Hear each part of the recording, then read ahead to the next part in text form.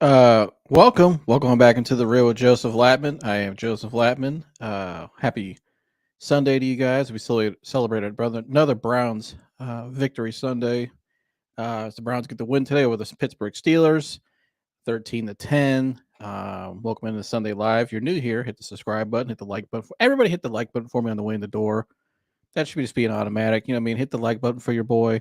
I'd really appreciate that. You can see I got my hater blockers on today as we celebrate this Browns win. Yeah, welcome on in. Welcome back to another Sunday Live Browns post game reaction. As I said, we react to the Browns 13-10 defeat over, or 13-10 win, rather, if I could talk today. I'm just a little, man, that game was crazy. But yeah, Browns get the win over the Steelers 13-10. Another game winning field goal from Dustin Hopkins. Second week in a row, game winning field goal. Of course, leave it in Browns fashion, go all the way down to the wire. Crazy game. It was Dorian Thompson-Robinson's obviously first start, a real official start. Obviously, he started against the Ravens in week 4, but that was kind of last minute. This week, though, he had a full week of practices. Knew he was going to play, prepared all week. And I thought Dorian Thompson-Robinson actually looked pretty good for a first timer. He had some misses. I thought the third quarter, really the second half as a whole was not good for the Browns offensively. The first half, I thought they were solid. I thought the play calling actually was pretty good. I thought they were getting DTR involved. I thought they were settling them in. I thought they did a nice job doing that. Then as the second half went on, coming out of halftime, going to the second half, the play calling got a little stiff. I thought Stefanski was trying to play it safe. Now, obviously, when you got a defense like the Browns, and you can play field position like that, you can do that, especially against the Steelers as well. But I think going forward, though, I think they got to clean that up a little bit. I think a lot of it, too, is just experience with a rookie quarterback and, get more acclimated with him. Now, we're going to get into this, too. It's funny. Dan just texted me, and I'm sure Dan will be on. The Browns just signed Joe Flacco to the practice squad. So we'll see what happens there. If all things fail, DTR can't go on, can't continue on as your starter down the road. I guess you got Joe Flacco as a safety valve. I think Joe is a veteran who can come in and run the offense. But you know what? I'm pretty high on DTR after today. I think it was better than I expected, actually. I thought he looked pretty good. I thought he showed some flashes of what he can be. A lot of people don't know DTR in the combine. None of this really matters. He threw the fastest football in the combine. And why does that say something to me? Because the ball was humming today on those short passes. I think sometimes a little too fast. Now, the Browns had 8 drop passes today. David Njoku accounted for 3 of them. That can't happen. Bad day for Njoku. Bad day for the wide receiver. Dropping 8 passes like that, it's not good. That can't continue moving forward. But the game-winning drive, though, when it mattered most, they stepped up. David made a big play. I thought DTR did not look like a rookie stood in the pocket like that, making that great throw to Elijah Moore to set up the game-winning field goal. Stefanski got Kareem Hunt more involved in the fourth quarter, which I thought was a good idea. It just, because they could not run the ball for a while, and the offense got really stiff. The play calling was a little iffy in the second half. Like I said, I thought the first half was great. Second half, though, was not as great. But overall, I think obviously a big win today. I think this puts the Browns now in the driver's seat to win the AFC North. I think they're in control now. It's in their hands. It's theirs to lose because they have the control, especially with Baltimore losing Mark Andrews. And you just beat Baltimore. Mark Andrews is a huge loss for Baltimore. Cincinnati's pretty much they're out now. Joe Burrow's out for the season. And I think you saw Pittsburgh is today. They're kind of just, very well coached team, but they're not a team that's really for real to contend, I don't think.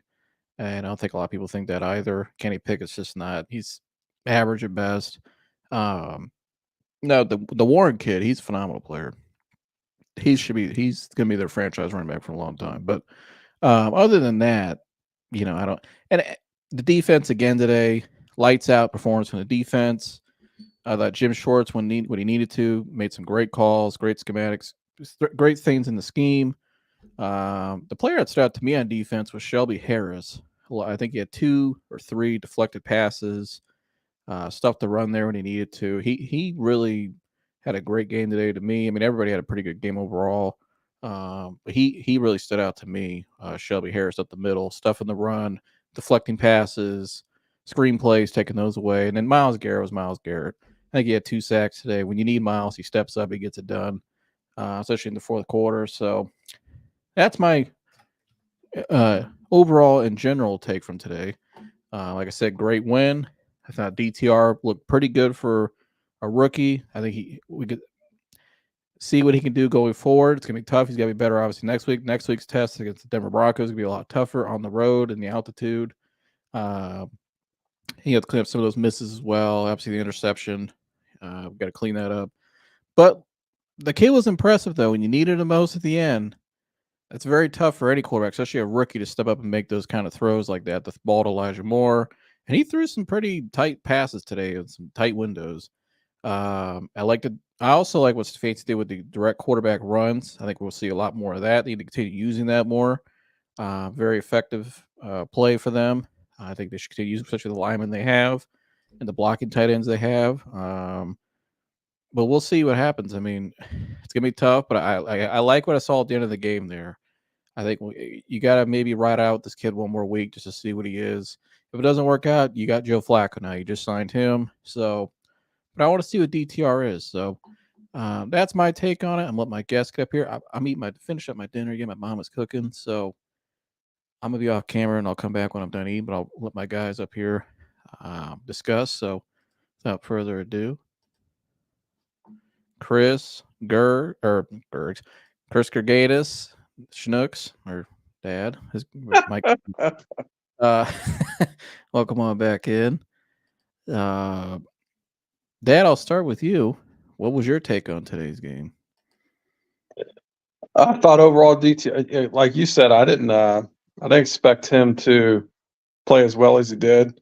I knew this far in the season he was going to be better than he was beginning of the season, but he threw the ball pretty well. I'm not going to count that pick against him. I mean, he was a little behind Amari Cooper, but he should have caught that ball.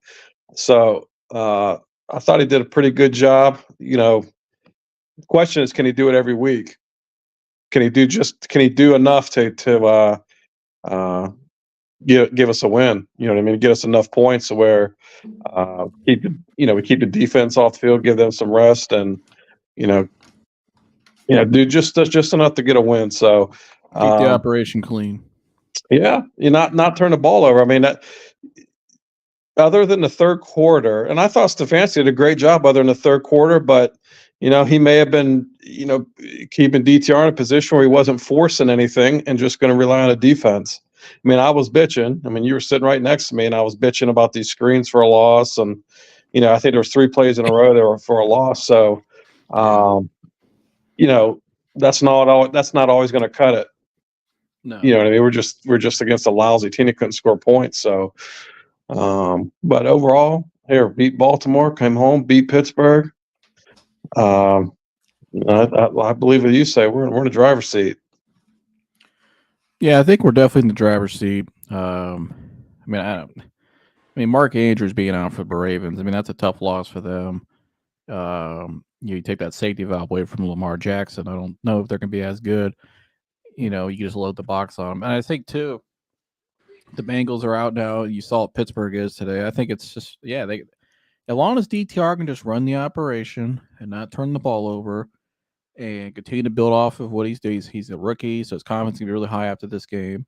He can continue to build on that. And I like, too, that he kind of got to spread the ball around a lot, too. He got Elijah Moore the ball, got Amari the ball. Him and Amari have a nice connection already. If David didn't decide to be Butterfingers today, he would have had a good amount of connections there. Although David did catch it when you needed him. But the other thing I'll say real quick, though, is they're firing. I mean, they've hit a different gear. And I was sitting there when I was out with your mom a little bit ago. I was thinking about it as we were driving down the road. It's a shame that Watson is out because, they have hit a different gear. And so that's another reason I think that division's theirs. I thought today was another leap for them, too, because this is the game they would have lost in the past. You're down to that final 5 minutes there in the fourth quarter. You and I are looking at each other like, we're going to lose. Like, here it is. It's a typical dreadful loss at home that you should have won. You had a great win last week, and you come back, and lay an egg this week.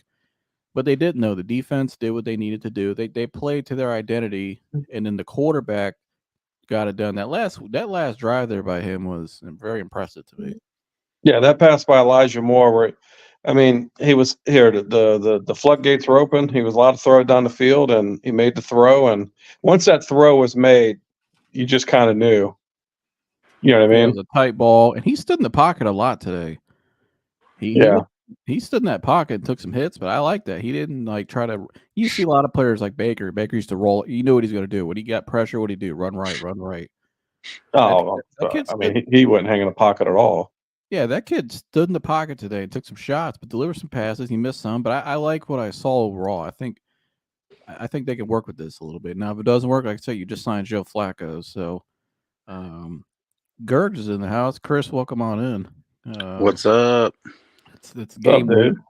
the week of the big game coming up this Saturday. But we'll start with the Browns, though. Chris, did you watch some of the Browns today? I know your Lions are playing at the same time. Yeah. I watched the Browns. What was your take today with DTR and the defense? First off, is there a worse starting quarterback in the NFL than Kenny Pickett? I mean, my goodness, does that guy It's suck? pretty bad. Is there a better OC, a worse OC than Matt Canada? I mean, my goodness. The Browns are obviously a good defense, but he stinks. It was hard to watch. I mean, oh my goodness. Yeah, it's rough sledding out there. Real quick, I gotta ask you guys: do you think Mike Tomlin stays after this year? What's the future there? Well, he can get a job. That's what I'm saying. Feel. Like, Yeah. You think could he go to the Chargers? I mean, after having Kenny Pickett, I think that he would really enjoy the Chargers. That's what I'm saying. Like, I mean, why wouldn't he consider maybe taking the job with the Chargers if they offered it to him? Which, yeah, I mean, their coach is gone. Oh yeah, you see, he got tested with the reporter today after the game. Yeah.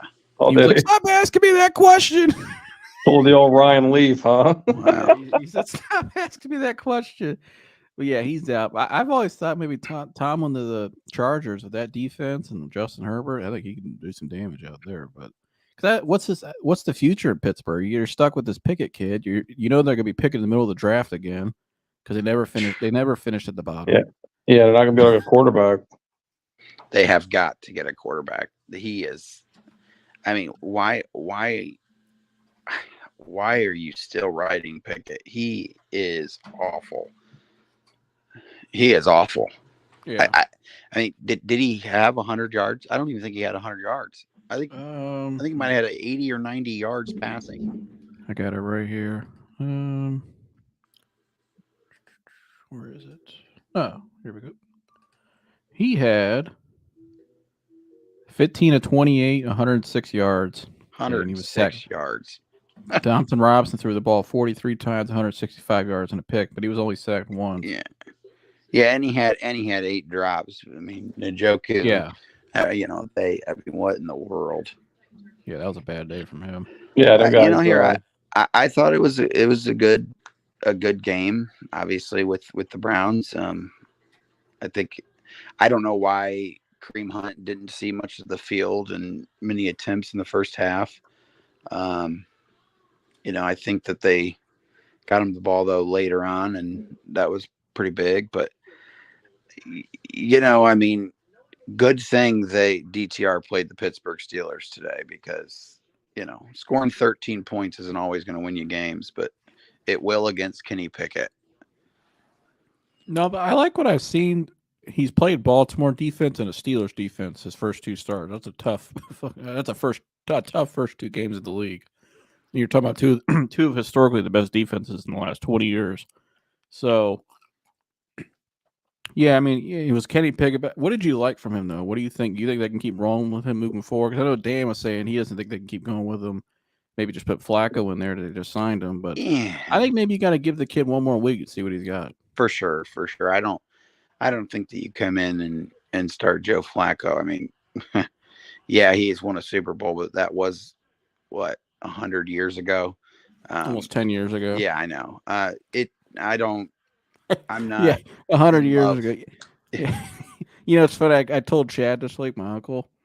I said Joe Flacco, we're going to sign him. He goes, he's still alive. We said, yeah. He totally forgot about him. Yeah. I mean, is it cool? I mean, I guess it's nice to have that safety blanket. I think they finally realized, and I'm plug your ears, Josh, but PJ Walker definitely isn't the guy. So I think that they, got some insurance with Flacco, but Dan said Joe Flacco beat these Browns just last year. who didn't beat those Browns last year? Yeah, pretty much. Yeah, who did we? Yeah, I mean, or who was the defense coordinator last year? Joe Woods. Yeah. I don't know. I don't know. I think I just don't know how you bench the kid after that last drive. I don't think you can. I think you got to keep rolling with him. I think the team responded well to him too. I like the kid's energy. I like.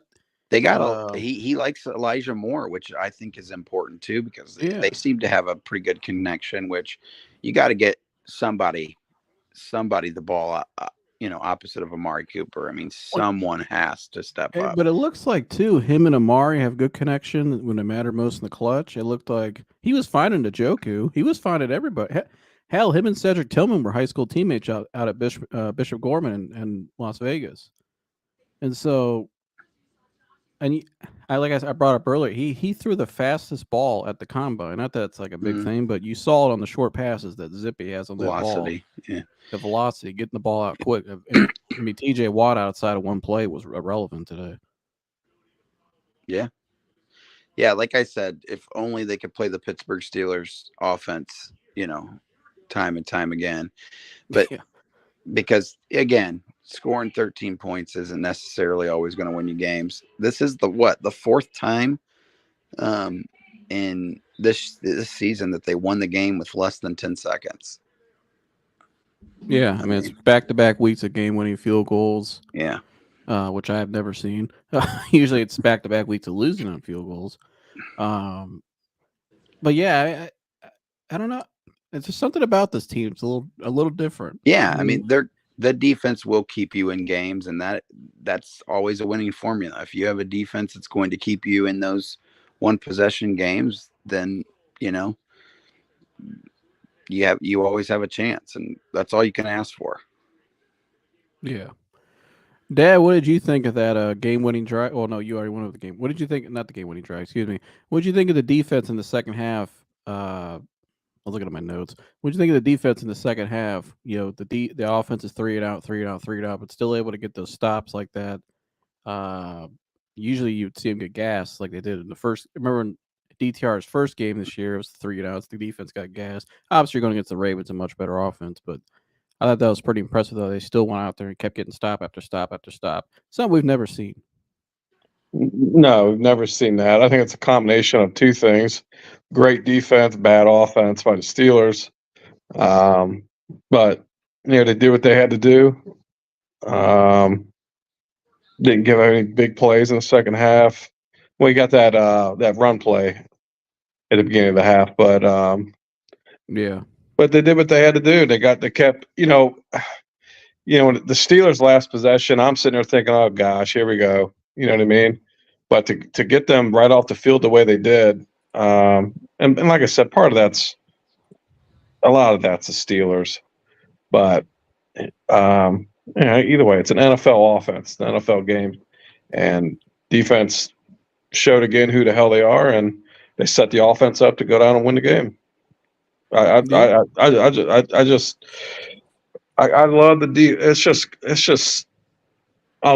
it's just amazing to have a defense like this in Cleveland.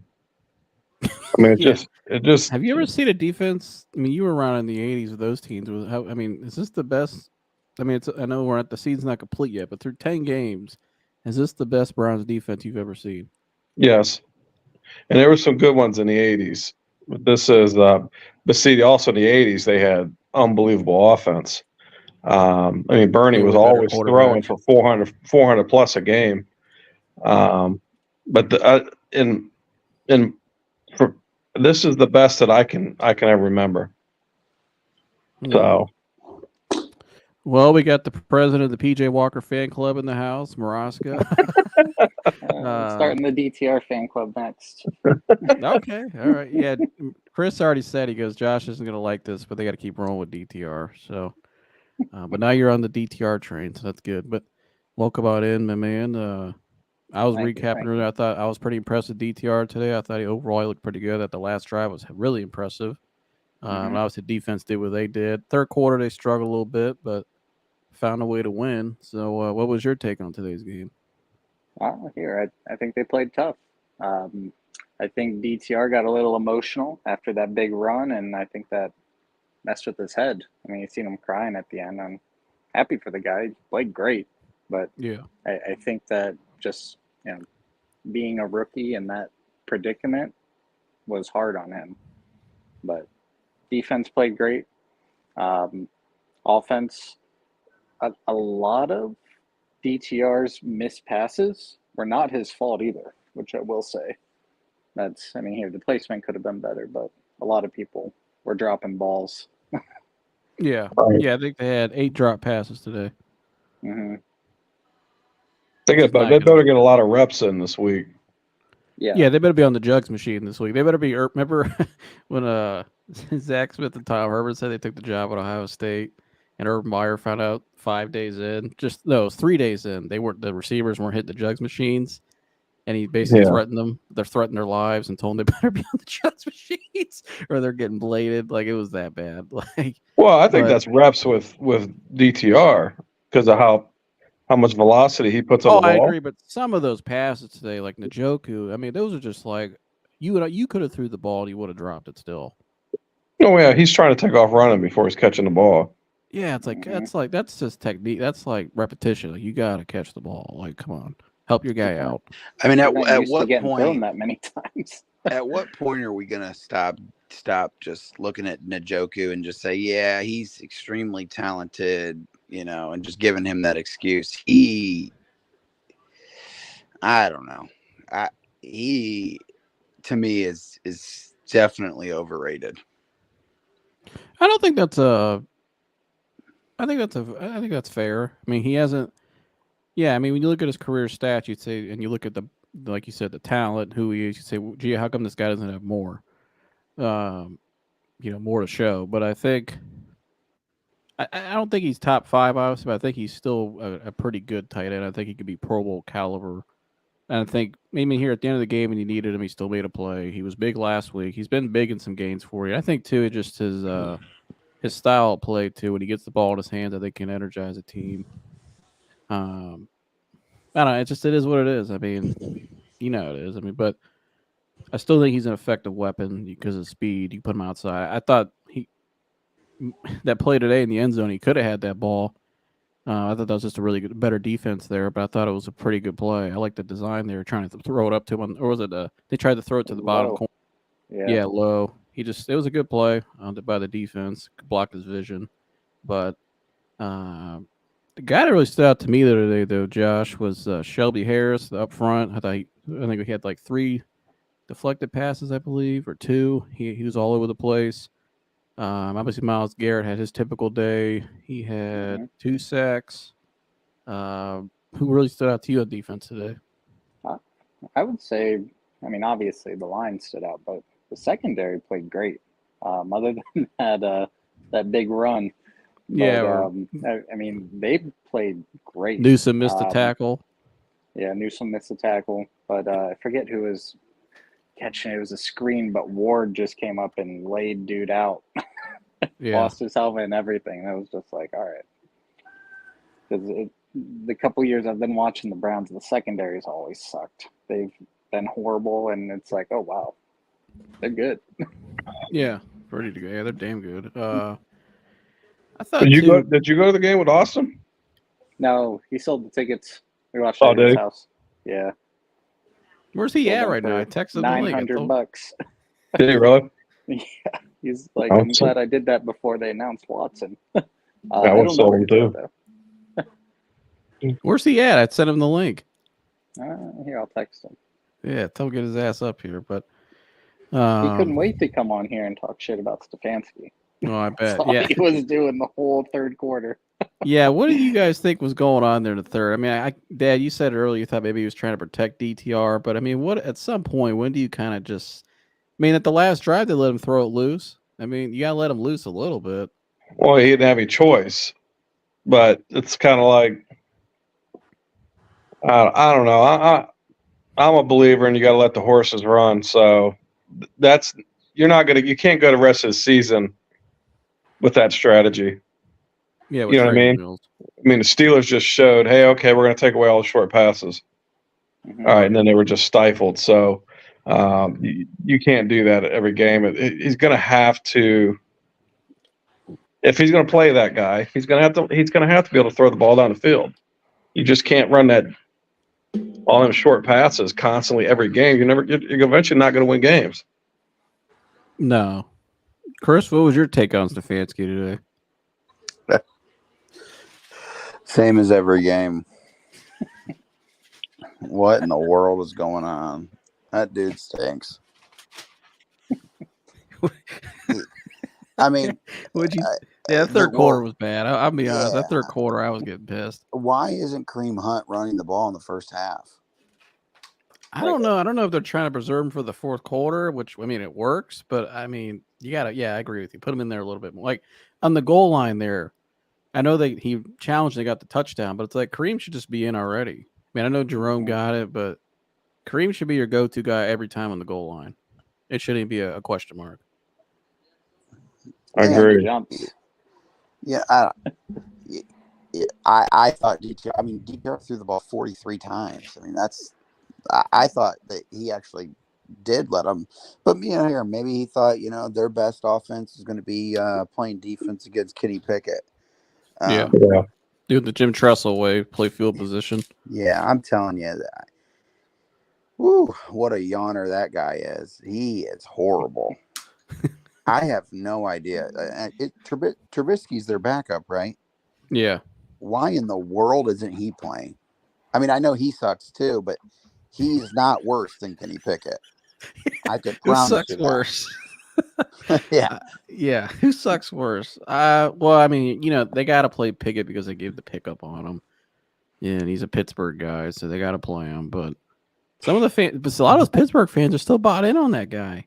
I remember Bill Cowher at the end of Bill Cowher always praised. I mean, the Steelers can go out there and get blown out by 30. He'll tell you how great the Steelers are still. But I remember at the end of the season last year, Bill Cowher sat up on CBS and was like, the Pittsburgh Steelers found their franchise quarterback. And I'm thinking, how? What did he do last year to prove he was a franchise quarterback? He's bad. I mean, as much really shit as we all give Baker Mayfield's rookie year was pretty good. Broke the record. I mean, what the hell did this guy do? Quarterback. Oh, I'd rather have Baker Mayfield 100%. Yeah, that's what I'm saying. Like, but they acted like this guy was like they got him. There's only one QB in the NFL worse than Kenny Pickett, and that's PJ Walker.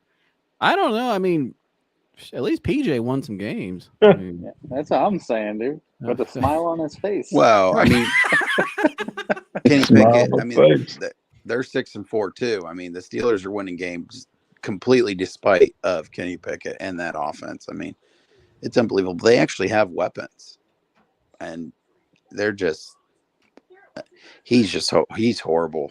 I mean, my goodness. So PJ's got two jobs according to Dan. PJ Walker just took a job at Enterprise Rent-A-Car in North Olmsted, and then he also just got hired at the Raising Cane's in Lorraine. That's a good one. Raising Cane's. Can I just say DTR walked in looking like he was about to sell some crack to somebody? Who, DTR? Yeah, he's big a little white flashy. Fluffy coat. He's an LA boy. He's a little flashy, but okay. The kid got it done, but UCLA did just beat Caleb Williams, which is another reason why nobody should draft that son of a bitch. Yeah. Let's take him. He can't beat anyone. What did Pittsburgh take him? He did have a absolute dime running to his right, throwing it about 60 yards in the air. I mean, that was an incredible throw, but yeah. I mean, he makes some great passes. I mean, I understand. Loses. Yeah, I get the. I mean, the kid's got incredible talent. He can throw the ball. I mean, he can sling it. But Would you hand the keys to your franchise? No. I think that guy would lose a locker room in 5 seconds. Yeah. Yeah. But Josh, what do you think of DTR moving forward? Obviously, it's a tougher test next week, and I'll let you guys all chime in on this. We'll go around the horn. I think, Dan, if you want to come up soon, too, we'll look ahead to next week. And you can discuss maybe why Joe Flacco should be the starter.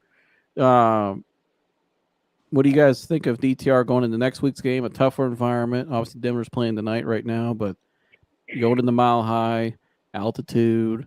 Denver's played better. They've always had a pretty good defense. You got Patrick Surtain, all those guys up front. Josh, I'll start with you. What do you think? Looking at what's your confidence meter going ahead to next week's game? I would say it's good. Him going out and playing. I mean, he didn't play great. We know that, but he had a lot of great moments. Like he looked great a lot of that game. But I think that he's got a win under his belt now. I think that he's just going to go up from here. I mean, he can run, he can throw. I mean, he's a rookie. He's just learning. But I'm confident. I was happy with it. Dad?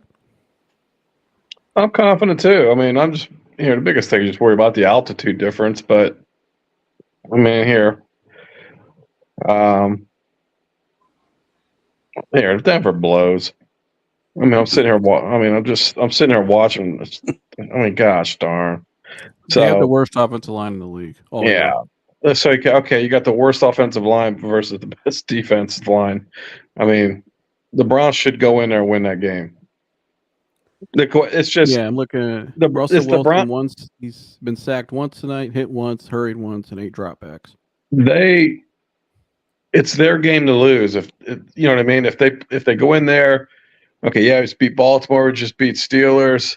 If they don't go in there focused and they go in there undisciplined, they're going to lose the game. If they go in there the same intensity they had today, they're going to kick their asses. And I think the only way to really contend with this Browns defense is doing what Pittsburgh kind of showed a little bit today. If you establish the run, which that Warren kid got, that Warren kid's badass. If that Warren kid gets loose, I like him. If you establish the run, you can kind of, ease the pain off of the defense a little bit. But if when I'm watching Denver right now, dropping back and throwing the ball around the lot and letting Russell Wilson run around for his life is not going to work against us. No. I don't know.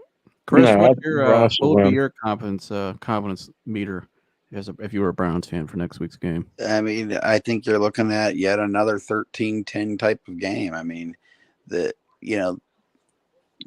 Denver's all. I mean, is Denver better than?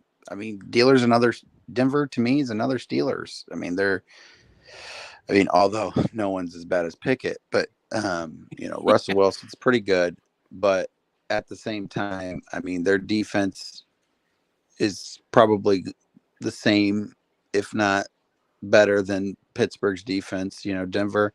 But Denver's also beat Kansas City and Buffalo, and then, we'll see what happens tonight. But going in with that, into Mile High, I mean, I don't know. I think it'll be another close, low-scoring game, and, who knows who wins, but it'll be something to watch to see DTR on the road and against 2 good corners and a good defense. So we'll see what happens there.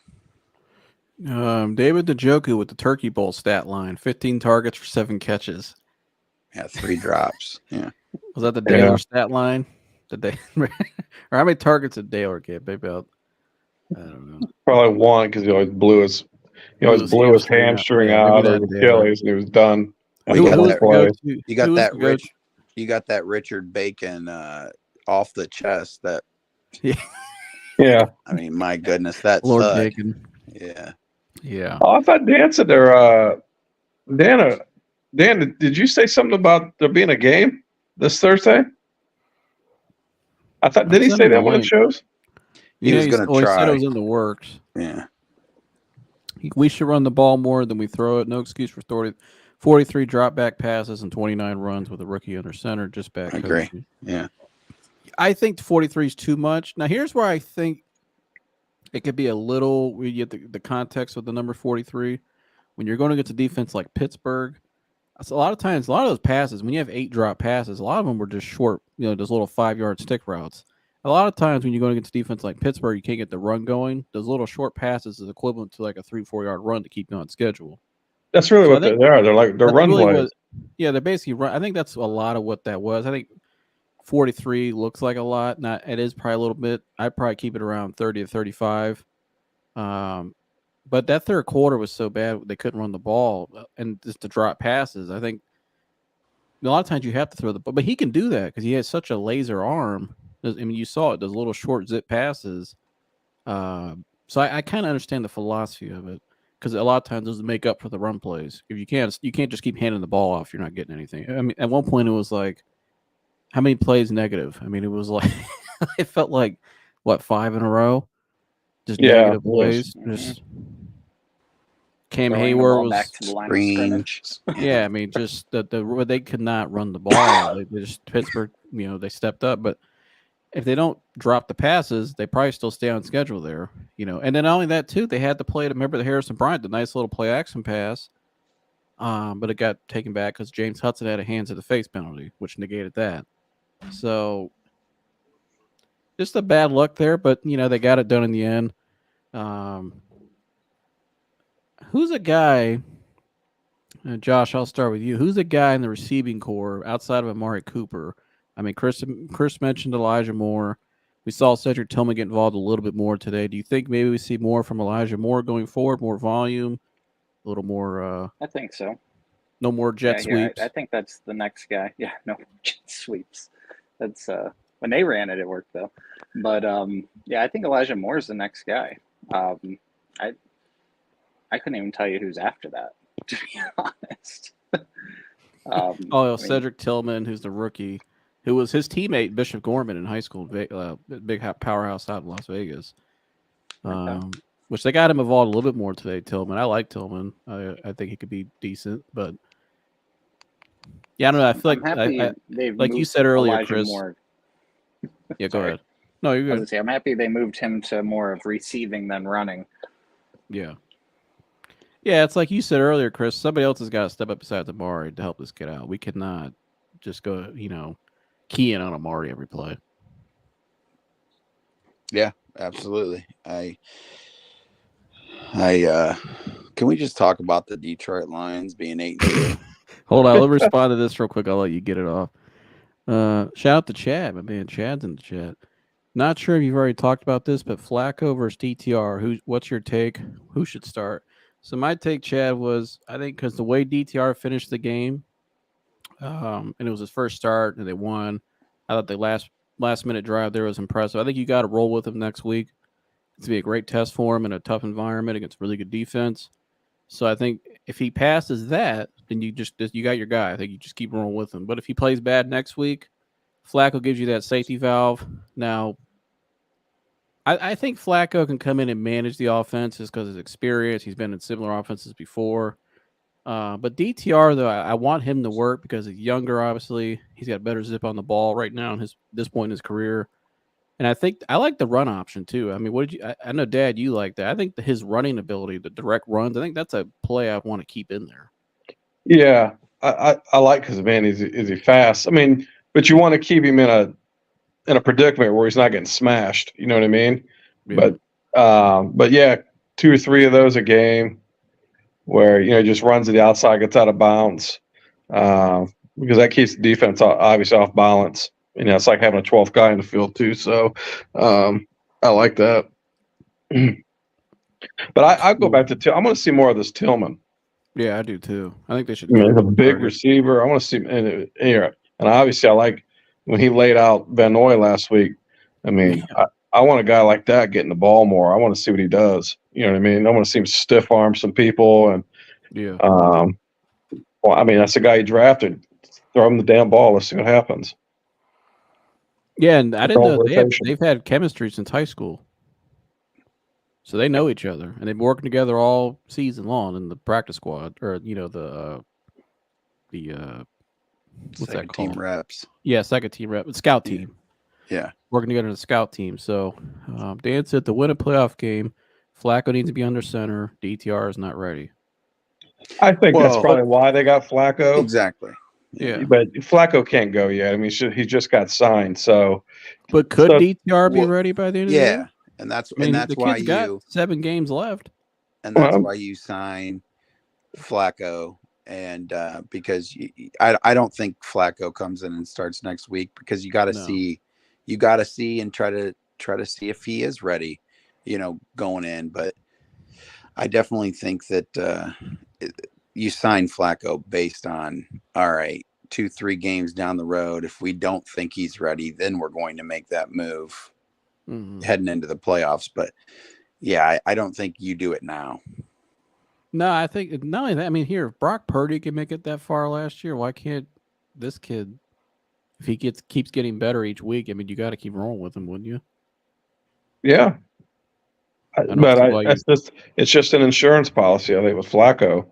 Yeah. Well, and it's another veteran in the room. He's got Watson and Flacco helping him out, which I like a lot of. I think veteran leadership in the locker room is one of the most forgotten but most important traits on a team. Yeah, totally. What do you think of this, Josh? You think we keep rolling with DTR then? Yeah, I think so. I thought he looked great, other than probably the play calling could have been a little better and his mental, but I think that his mental is probably better now after winning that game. Yeah, I mean, all you need to do is just run the operation, keep it clean. That's it. I mean, yep. And that's kind of the new trend nowadays anyways in the NFL is draft a rookie quarterback and try to win on a rookie deal. I don't think that's what we're doing, but I think we've seen it be done with rookie quarterbacks, younger players that can go in there and just keep everything going. Let's see. Let's let DTR throw an actual touchdown pass in a game before we anoint him. Flacco is there to go, ready to play and to throw the ball downfield.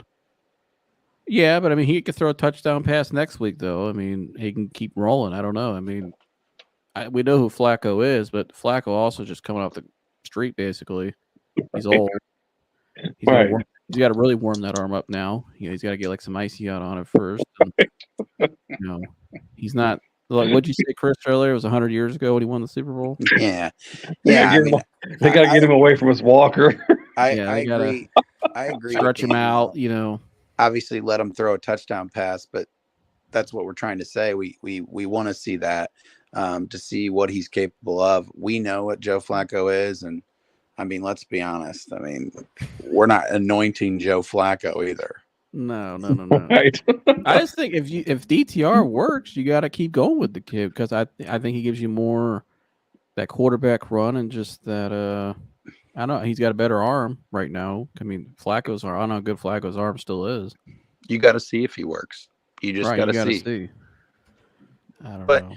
I still think Baltimore, even with the Mark Andrews injury, is probably the team to beat in that division. But the Cleveland Browns, man, I definitely think that it's them too. And with Burrow out, they're done.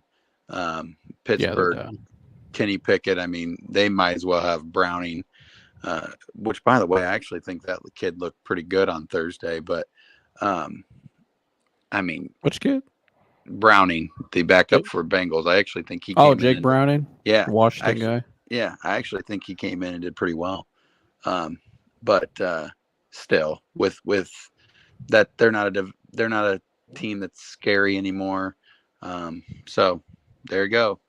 It's we'll see what happens, and I think it's the Browns versus the Ravens for that division. But I think they're both going to make the playoffs, and then here you never know, with a great defense and run game, you can win. So yeah, well, I think too our schedule's in our favor too the rest of the way. I mean, you got the Broncos next week. You get past that, I mean, you got the Rams. Let me look here. We pull it up. Well, I think the schedule has been in your guys' favor all year. But we're getting to we got through the meat potatoes already. Yeah. Well, tough teams, and we won those games. I mean, you split with Baltimore and you beat the Niners. Yeah. So Denver next week, got the Rams, Jacksonville at home. You got the Bears at home. I think our toughest game is probably on the road at Houston. Yeah. But the Jets, I mean, you don't know. I mean, we expect Rodgers to be back, but even if he does come back, I mean, I don't know. You just never know. I mean, you're still at home in a night game. That's going to be a tough environment for them. And then the Bengals, and their season will be over by then. So that should be an easy win down there in Cincy. I mean, Dad, what's your take on the rest of the schedule here? Let me zoom in on it. Can't see it. Oh, here, I'll go full screen. No, I got it now. Good. Now he has to zoom I out. think they beat Denver. I mean, obviously, like you said, Jacksonville's a tough game. I think Jacksonville will be a tough. Well, no, they're at home, so in the cold. So I think they'll beat Jacksonville. Houston will be a tough game. Yeah, I mean they get through these next two games on the road like that, back to back out west. That's good. Just that travel alone. Gosh darn, is it in their favor? Yeah, because what's the Ravens' record, Gary? 7-3 or 6-4? The Ravens? Yeah, The Ravens are 8-3. The Ravens are 8-3. They're 8-3. Oh, they haven't had their bye yet. No. This week, or Oh, no, okay. next week I think. Oh, that's a fumble. Yeah, so they're 8-3. All right. Mhm. So, let me see here. So, looking down the rest of the schedules here, who thinks we beat Denver? I do. Yeah. Chris, do you think we beat Denver? I think that's a field goal game or either So one. we do. Let's say we all win that. Yeah. Do we beat the Rams? Yes. No. That's a tough one because it's the second half of going out west. And it's out in LA too. Yeah, that's the. Although that's DTR's homecoming, so I mean, whatever that's worth. I don't know. Maybe me. You might not be playing by then. They're gonna flex that Jacksonville game. What do you think? You think they beat the Rams? You said yes, Josh? Yeah, I think so. The Rams' offensive line's really bad, but Ooh. I think they're going to lose one of the next two games. I haven't figured out which one yet. Well, let's say they split them. How about we all say it? We'll say they split. All right. So we got them now they're at 8-4. All right. So they're 8-4. They're all going on now. They're back at home 8-4 against Jacksonville. Do they win that game? Yeah. I think they do too because Jacksonville's been so inconsistent. At least with the Browns, you have a steady with the defense. And you beat Chicago. So that would put Houston's us 10-4. Game coming up. 10-4. 10-4. So now you're 10-4 going on the road to Houston. I said they lose to Houston just because Stroud's been balling out. 10-5. So they could end up 12-5. So 10-5. Yeah. So they're at worst they're 12. Or at worst they're 11-6. Yeah. Or 12-5. If we go to Baltimore's schedule now without Mark Andrews. Pull this up here. So they got a bye week this week, but then they got to go on the road to LA at night on NBC. They got to play the Rams at home. Yeah, you're right. So they go, so on the road to the Chargers, then a bye. Then they get the Rams at home. Then they have to go on the road to Jacksonville, on the road to San Francisco in back-to-back weeks, Miami at home, and then Pittsburgh at home.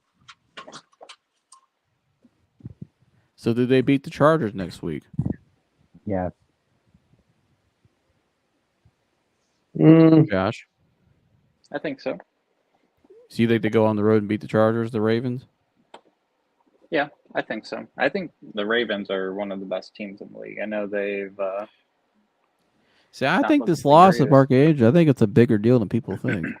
Oh, I agree, but I still think that they're better than the Chargers. The Chargers just lost to Jordan Love and Romeo. They got Dobbs a good and company. defense. They got Lamar. Yeah. Now, what do you think, Dad? You think they win that one? I don't know. I kind of don't. I don't think they do. I think it's more of a 50-50. Well, let's say you and I say no. Those two say yes. So they'd say 9-3. We say 8-4. Right. Right. So And they beat the Rams. we all agree they beat the Rams. Coming off the bye. Yeah, on the LA road at going, San Fran on 1 Monday o'clock night. game. On Christmas Day, Sunday. That's Christmas Day, Monday night. Or yeah. Yeah. At San Fran, I say they lose that one. Very well could, yeah. I mean, I think they lose one of the Jacksonville, San Fran, and Miami games. I think they go 2-1 in that stretch. Yeah, so 1 and 2. Yeah, I could see 2-2 in that 4-game stretch. So that would put them at 10 and 10-5.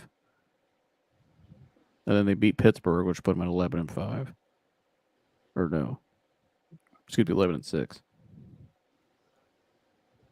Yeah, I mean it'll be close. Yes, that's gonna come down to the wire.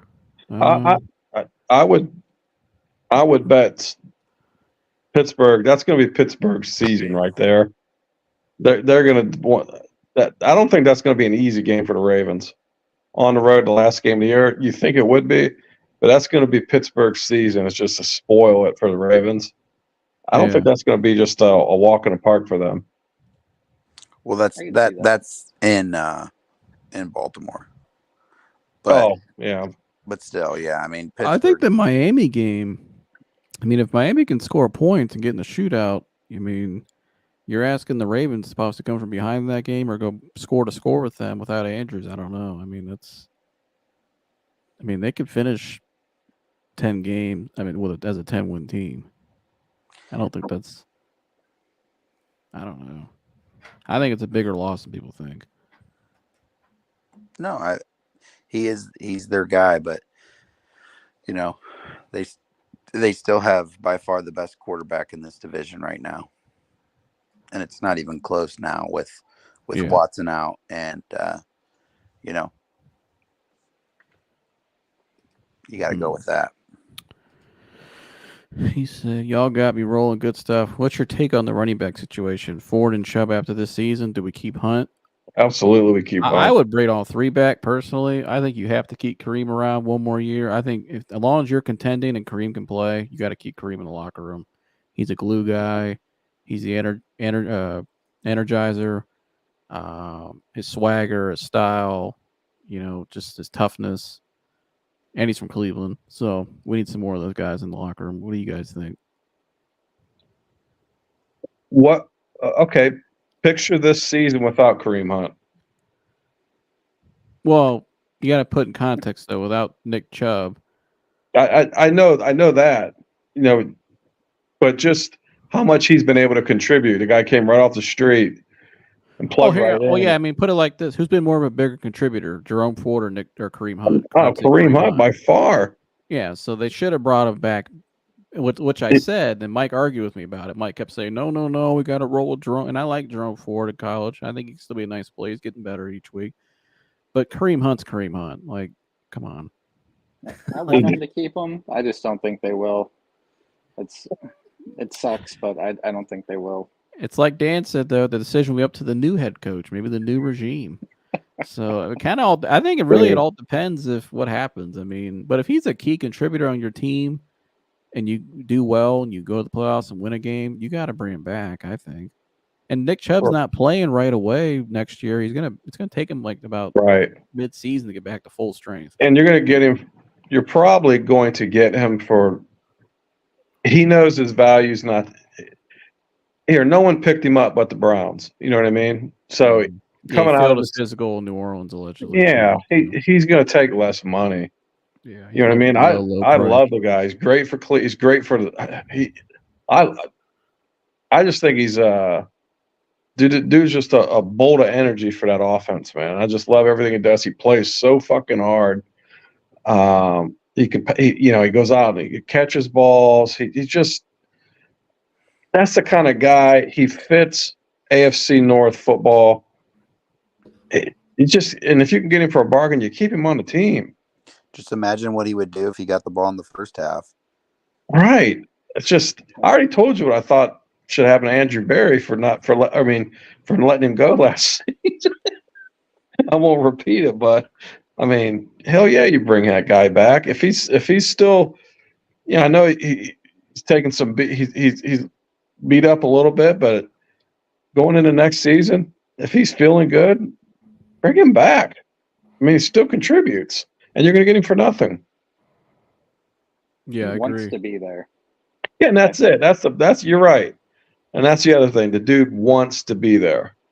Mm-hmm. The dude wants it. So I just love it. I just love a guy that plays violent and just leaves it all out there. I mean, he just leaves it out there, and what that does for the rest of the offense, shit. Shout out to William Pierce. Like we have a new viewer in the house. Go Browns, baby. Woof woof. Oh yeah. Mm-hmm. Thanks for tuning in, my man. Thanks, William. Dan said, I don't know if Hunt can go through another offseason and not come back looking like an offensive guard. But he's a blocker. William said, how you guys doing? We're doing good. Celebrating this celebrating this Browns win on this beautiful Sunday. Yeah, I'm doing good. I hope you're doing well too. Thanks for coming on, man. Yeah. Mm-hmm. Our boy Kim Young. Young. What's up, There fellas? he What's is. up, Kim? Nice to see you. Shout I out like to seeing it Kim. here. It's good to see people chatting in. Heck yeah. And the Cavs won. Yeah, the Cavs did win. Nice win for the Cavs over the Nuggets. That was a good win for them. They needed that. We'll see what happens the rest of the year. Kim Young, LOL. Thanks for tuning in.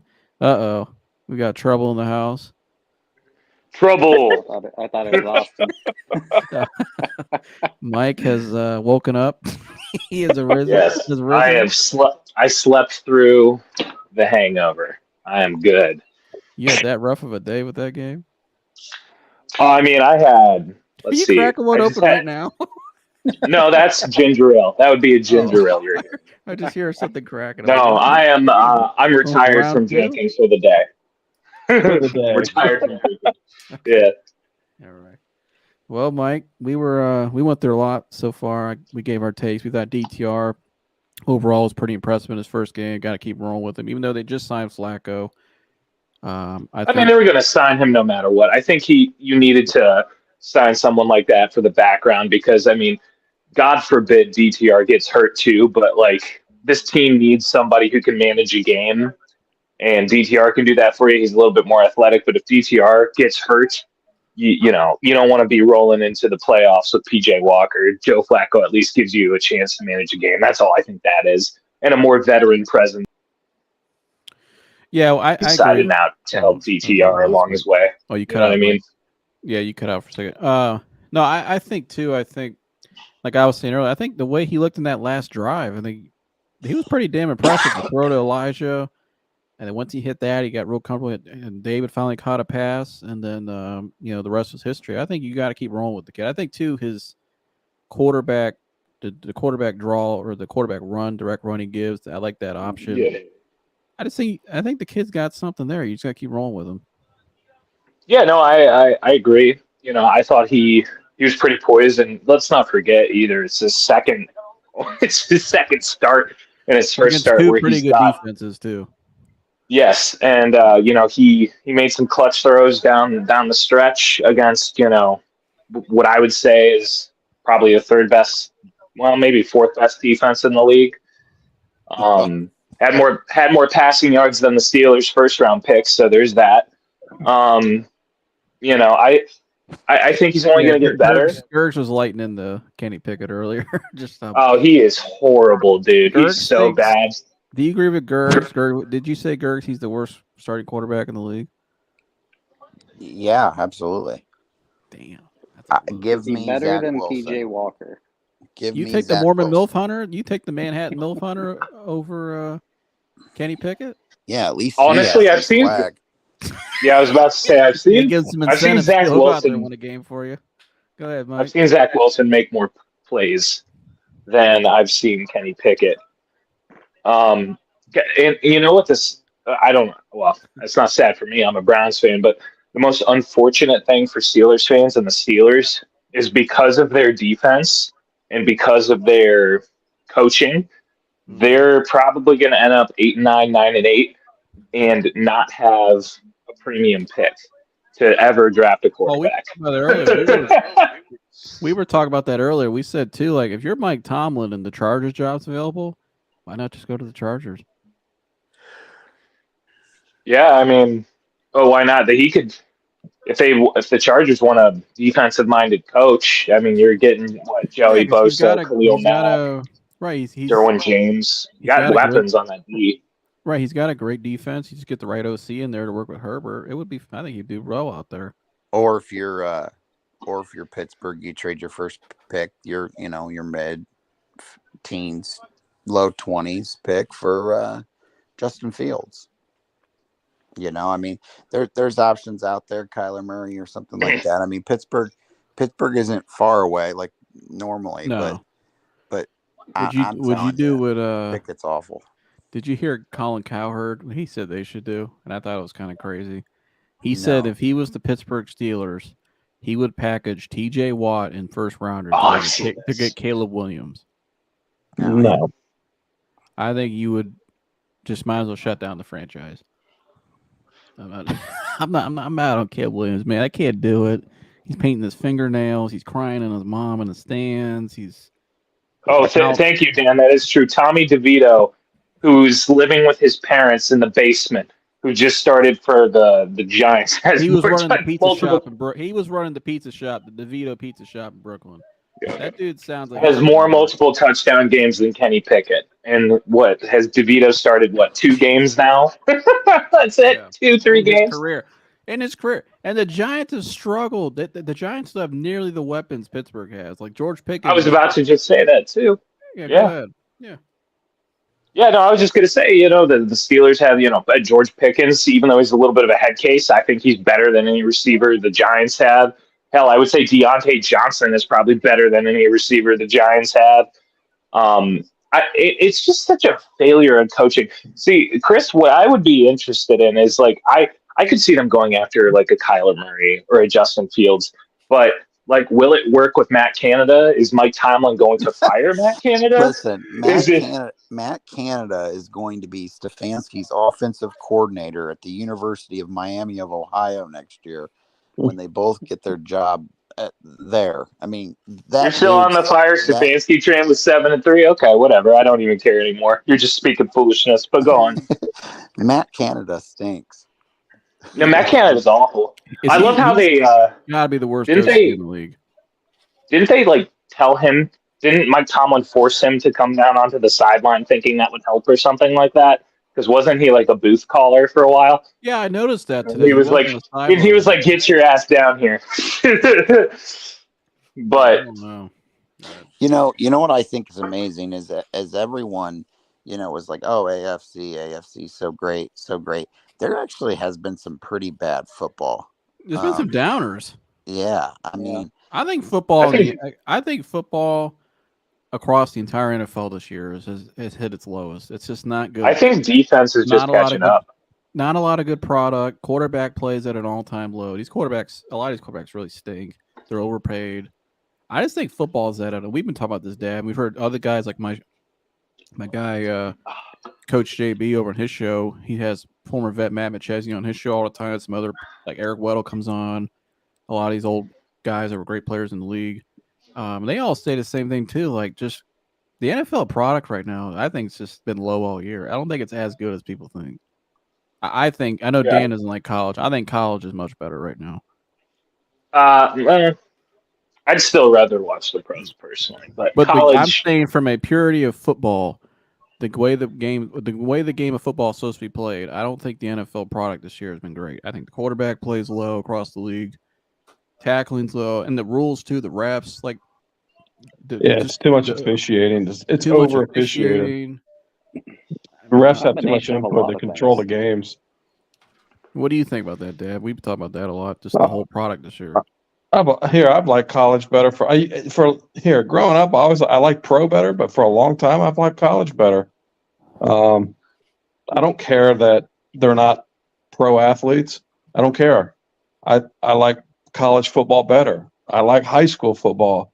It's the purity of the sport. NFL is like kind of like it's too much entertainment in it.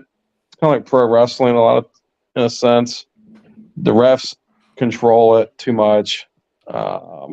Quarterback play there's no, when you talk about quarterbacks from 10, 15 years ago, how many good quarterbacks were in the game, you're never going to see that again.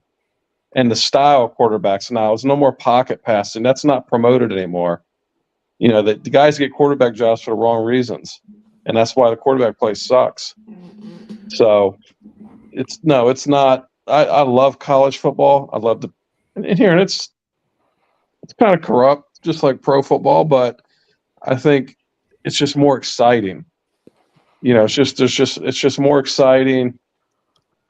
And I just love players just try, even though they got NILs, these guys here, they're still trying to make it to the pros. And I just think it's from, like you said, it's from a purity standpoint, it's just better football.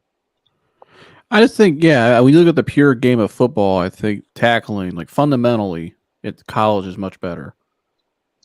It's like just the fundamentals in the pros to me are just diminished. Like they're just not. And the other thing I love about what college, the other thing I love about what college has done with what the portal's done now. I mean, you can look at Florida State. That's all because of the portal. Yeah, you know what I mean. So it's made it more competitive. Well, they're toast now. Yeah. Well, still though, but look what they did this year because of the portal. Yeah. So I like the players getting paid. I like the players having the ability to leave and not being under somebody's thumb, a university's thumb. And so it's just more exciting. And when they go to this expanded playoff, that's when people are going to really say college football is where it's at, man. And when they go to these super conferences, which is what they're doing, it's the future is bright for college football. I don't think it's so bright for the NFL. And it's like you've heard JB say all the time too. There's a lot of coaches in college that are actually better football coaches than a lot of these dudes in the pros. Oh, especially now. God, right. We just went down a coaching list the other. I mean, that just tells you. Right. I mean, it's just right. Yeah, I agree. Somebody's gonna. College football is great. Like to watch the top 6 schools who take all the 5-star recruits from the entire country, beat up on them, all the 4 or 3-star recruits at other schools, while they all need to stay undefeated so they can play real competition in the end. Dan, you're missing it though. It just doesn't have to be the top 6 teams. I kind of agree with Dan. Well, no, Mike, you guys are missing it though. You don't have to. You can turn on a college football game. It could be. It could be Cincinnati versus UCF or something, and it could be a great game. You know what I mean? You can see some great football. It just doesn't have to be SEC or Big Ten teams. Every time I see what you're saying, Joe, but every time I've checked out, I mean, there's a lot of sloppy football in college football. I mean, do you think that you watched the Browns and Steelers game today, didn't you? No, I understand there's sloppy. Football? No, but I mean, the only games worth watching in college are when the ranked teams play each other, like that Oregon. You're looking at it, Mike. That's because you're not a fan of college football. That's only because you're not a fan, and that's okay. See, I'm a fan. I love all football, Mike. I love youth football. I'd be going up to youth games if I could. I go to high school games. You're not looking at it from an entertainment standpoint. Right. Looking at it from an entertainment standpoint. Like right here, he said he wasn't excited to watch Ohio State beat Minnesota 37-3. That's entertainment. You just weren't entertained.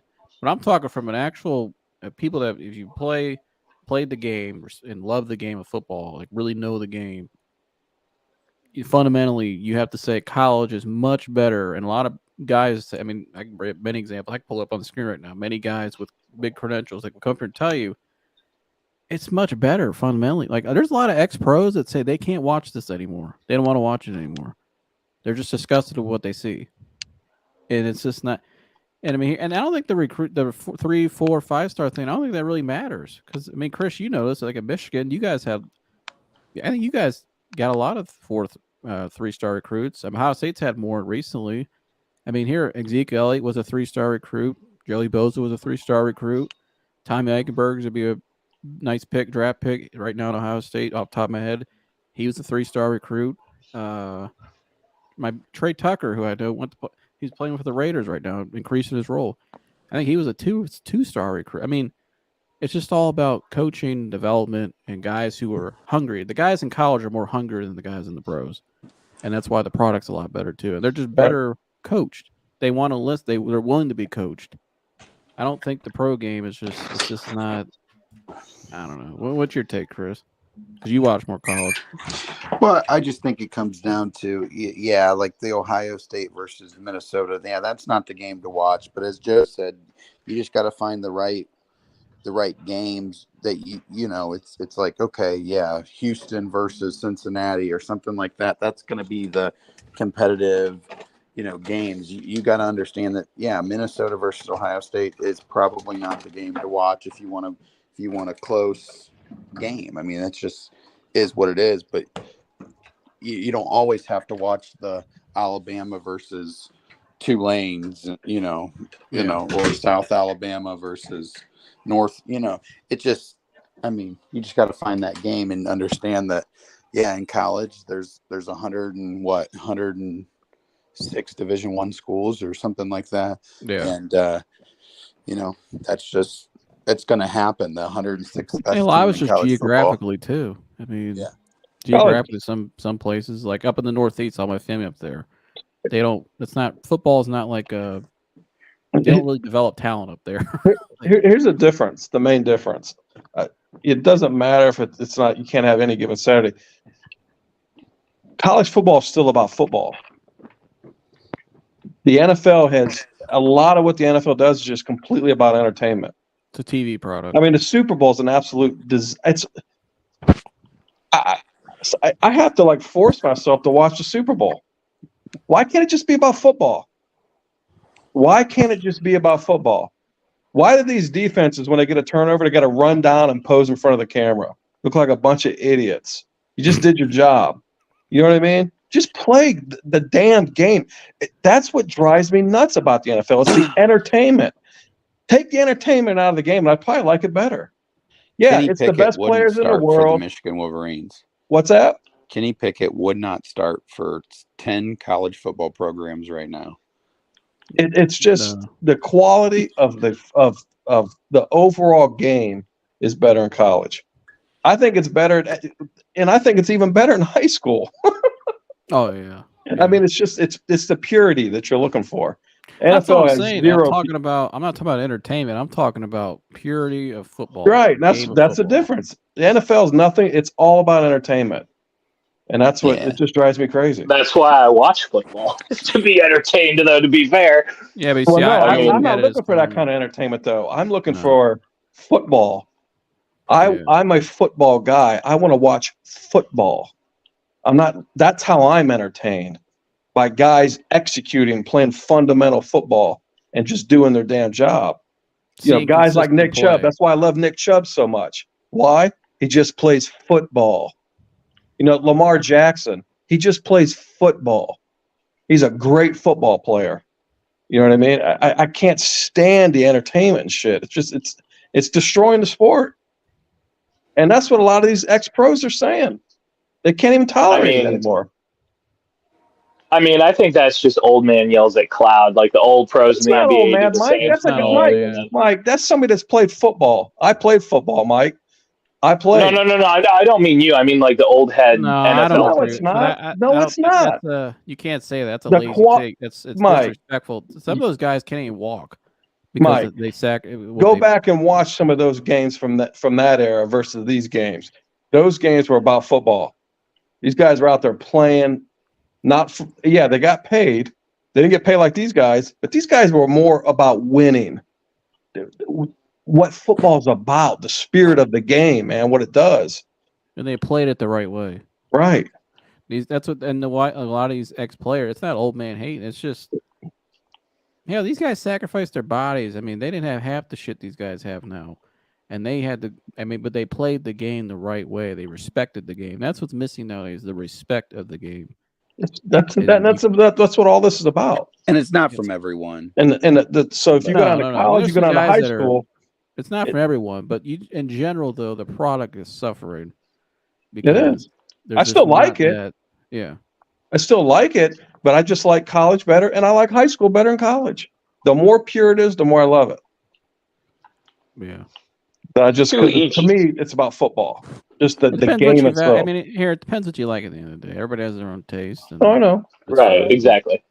But that's cool. But the Lions are still 8-2.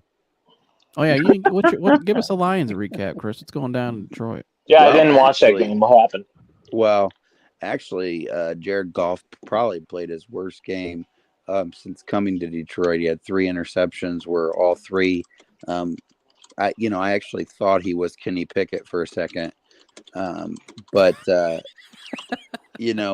he actually struggled all game. The Lions actually struggled all game. We were down 12 with about 4 minutes to go, but what makes me happy as a Lions fan is those down 12s with 4 minutes to go used to be just complete. Oh my gosh, there's no chance. Here goes, Chris saying, why does he waste his money on Sunday ticket? And just all these other, just me crying the blues. Sounds like a Browns fan. Yeah. And, but this year, it's just been different. I was like, you know what? I'm still watching this game because I still think we're going to beat the Chicago Bears. And we went down, scored, then scored again. Then Hutchinson had a strip sack for a safety. And, I mean, the Lions scored 17 points in 4 minutes and ended up winning the game. But, we probably played our worst game of the year and still won. And that is something that is exciting to build off of. And then we're 8-2 for the first time in like about 30 years coming into a Thanksgiving game, and we play the Packers, so hopefully we go in 9-2. But Jahmyr Gibbs that kid's great, unbelievably good. Yeah, the first Thanksgiving game that I think the Lions might actually win. It's been a while. I don't ever recall them winning on Thanksgiving. We've watched it every year. Has it really? All of us do. No, I actually think I think we won. Hold on. Last year was Buffalo. We should have won. I'm trying to remember. Let me pull up the record. The year before that, I think it was Houston. We lost. Dude, Josh Dobbs looks like Charlie Villanueva. They look like twins. Yeah. He does have the hair, no hair. All right. Mike, I gotta ask you. We didn't really get your full take on the game, though. What was your full take on today's game with DTR and Stefanski's play call? I thought the second half, though, Mike, that they struggled a little bit, but they got it done when they needed to. Yeah, I mean, I knew it was going to be an ugly-ish game going in. Just second start from DTR. You're going to call the game conservatively because you don't want to turn the ball over. That's the biggest thing. I thought DTR played well, though. I like how they were leaning on the run. I thought the defense played absolutely on fire. But like I said, kind of when I came in, I'm excited to see DTR build on this, and I can only imagine him getting better as the season goes on and as he gets more starts under his belt. But I thought he played a really good game. I thought the game was called well. David Njoku, even though I thought overall played a good game, he had some ugly drops. Probably not his best game by far. No, not his best game. And I still think he played a pretty okay game considering everything. Like, he had some clutch plays to get us in the red zone, like that bootleg pass in the first half, like the whole reason we got into the red zone to score. But Mike, were you watching highlights from last week's game, or were you watching this game? Because I saw none of that. They didn't lean on the run game. The play call was horrible. DTR threw the ball 43 times, Mike. They ran the ball, 24, 25 times? How do you consider that leaning on the run game? They threw it probably 20 more times than they ran it. Most of those, did you watch the game? Because most of those passes came in the third, end of the third, beginning of the fourth quarter when the run was getting eaten up by Kareem. I thought a lot of the passes were those short passes you get to try to make up for the run because they couldn't run the ball. And you also had eight drop passes as well. I mean, 43 you look at, it's probably a little bit too much. I'd probably kept around 35, but I understand why they threw more of the short passes because they could not run the ball. When you can't run the ball, you still got to stay on schedule, so you got to take those little layups. They just were getting right. Exactly. End of the third, beginning of the fourth, the run was not working, but they leaned on the run completely in the first half and scored a touchdown and a field goal. And then DTR had played some hero ball at the last quarter. But no, yeah, I'm excited to see. I'm excited to see where he goes from here. Yeah. I want to see them get. I mean, maybe it's just because the kid's not getting open, but I would like to see Sed get a little bit more targets. We said that, I think so too. Him and DTR have been connections since high school. Yeah, they were teammates together. Yeah, I like that little. I like that little end around, the big man end around. He went for 9 or 10 yards. I thought that was a cool little play. Because I think they faked the end around to Elijah, and then they ended up giving it to the big man. Yeah. I thought that was a really good play from Sed, but yeah, I mean he's been good in the run game. I mean, the kid's fucking throwing down blocks, but yeah. Oh, here's the Lions. In case anybody's curious, Josh, I know you were mentioning it. Since 2000, let's see, they won, they lost, they won, and then they lost for a while, almost 10 years, and then they won 4 in a row. There's a couple. And then they lost for 10 years. They've lost the last 5. Okay, the last 5. Their Thanksgiving. No, the last win last 6. year? No, we lost. Yeah. We lost to Josh Allen in the Bills on a last-second field goal. Okay, yeah, so this was written before that game last year, this article on Channel 4. So, it's been rough sledding on the games. The Packers are a weird team. You guys said you were playing the Packers. I still can't decide if Jordan Love is good or not. It's the most confusing thing in the world for the Packers. Well, I really watched get a plate of that turkey and tune in. I'll probably be on the move so much on Thursday. I'm kind of actually not looking forward to it. There are 4 things. Chris is going to have his own DTR next Sunday. Damn tattooed rectum. Right. That's what I was going to go back to. Find me an NFL game that matches this game. You know what I mean? Is there any NFL games that match this game coming up? That video I put out yesterday. No. There's some other. I'll just put it I sent it to some other YouTubers, some bigger names with shows every day, and they're aware of it. Dustin Fox is aware of it. I sent that to everybody yesterday. So if they lose, if Michigan loses, all eyes are gonna be on you, Chris. Chris, you're gonna be famous, dude. Yeah, we're gonna turn you into a star. Oh my gosh, you're gonna be famous. You guys, they did almost lose to Maryland and Talia Tungavailoa.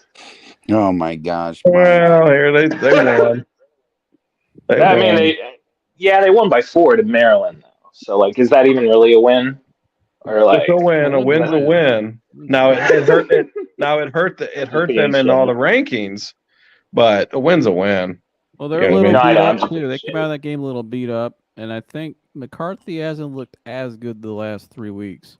No, but it's going to be the game. It's the game of football.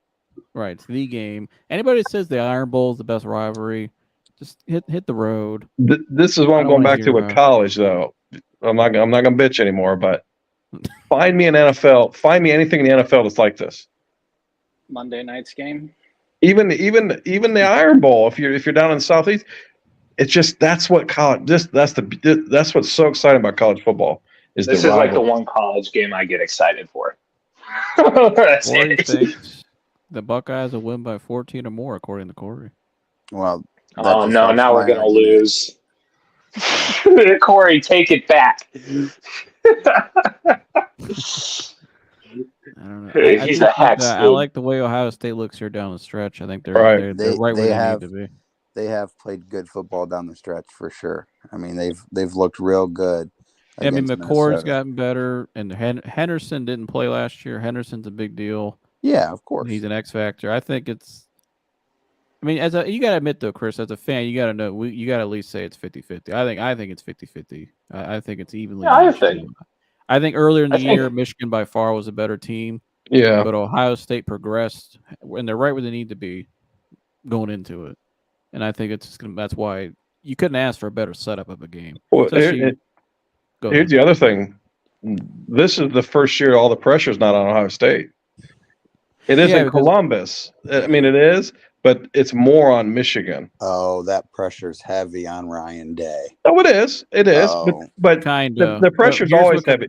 The pressure's always heavy on any Ohio State coach.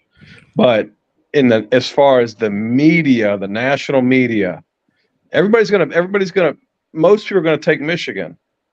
And there's a lot of cockiness. There's a lot of cockiness with Michigan fans. Everywhere I go, there's a lot of cockiness. Like man, I mean, they're rolling like they've won some national championships. You know what I mean? There's a lot of confidence and cockiness, and the players are even doing that shit too. The last game I watched, just the way the players were acting, I don't know, man. Because they cheated the last couple years of victory. Victors. So, but I will say this is probably the biggest one in my lifetime that I can remember. And there were some big ones in the early 2000s, like early before Tressel, but this is the biggest one that I can remember. There's more pressure on Michigan because they have to win this year because if what could be coming out with Harbaugh leaving, the recruiting doesn't look that good. Like this is the year this is the closest they've ever been to win a national championship. I get the Ryan Day, he's got pressure, but Ohio State's got a new AD and a president come in. It's very rare a new president and AD comes in and just cleans house. So that might give him a little bit of a leeway. And they're still gonna be competitive next year. The recruiting's still top 3. So yeah.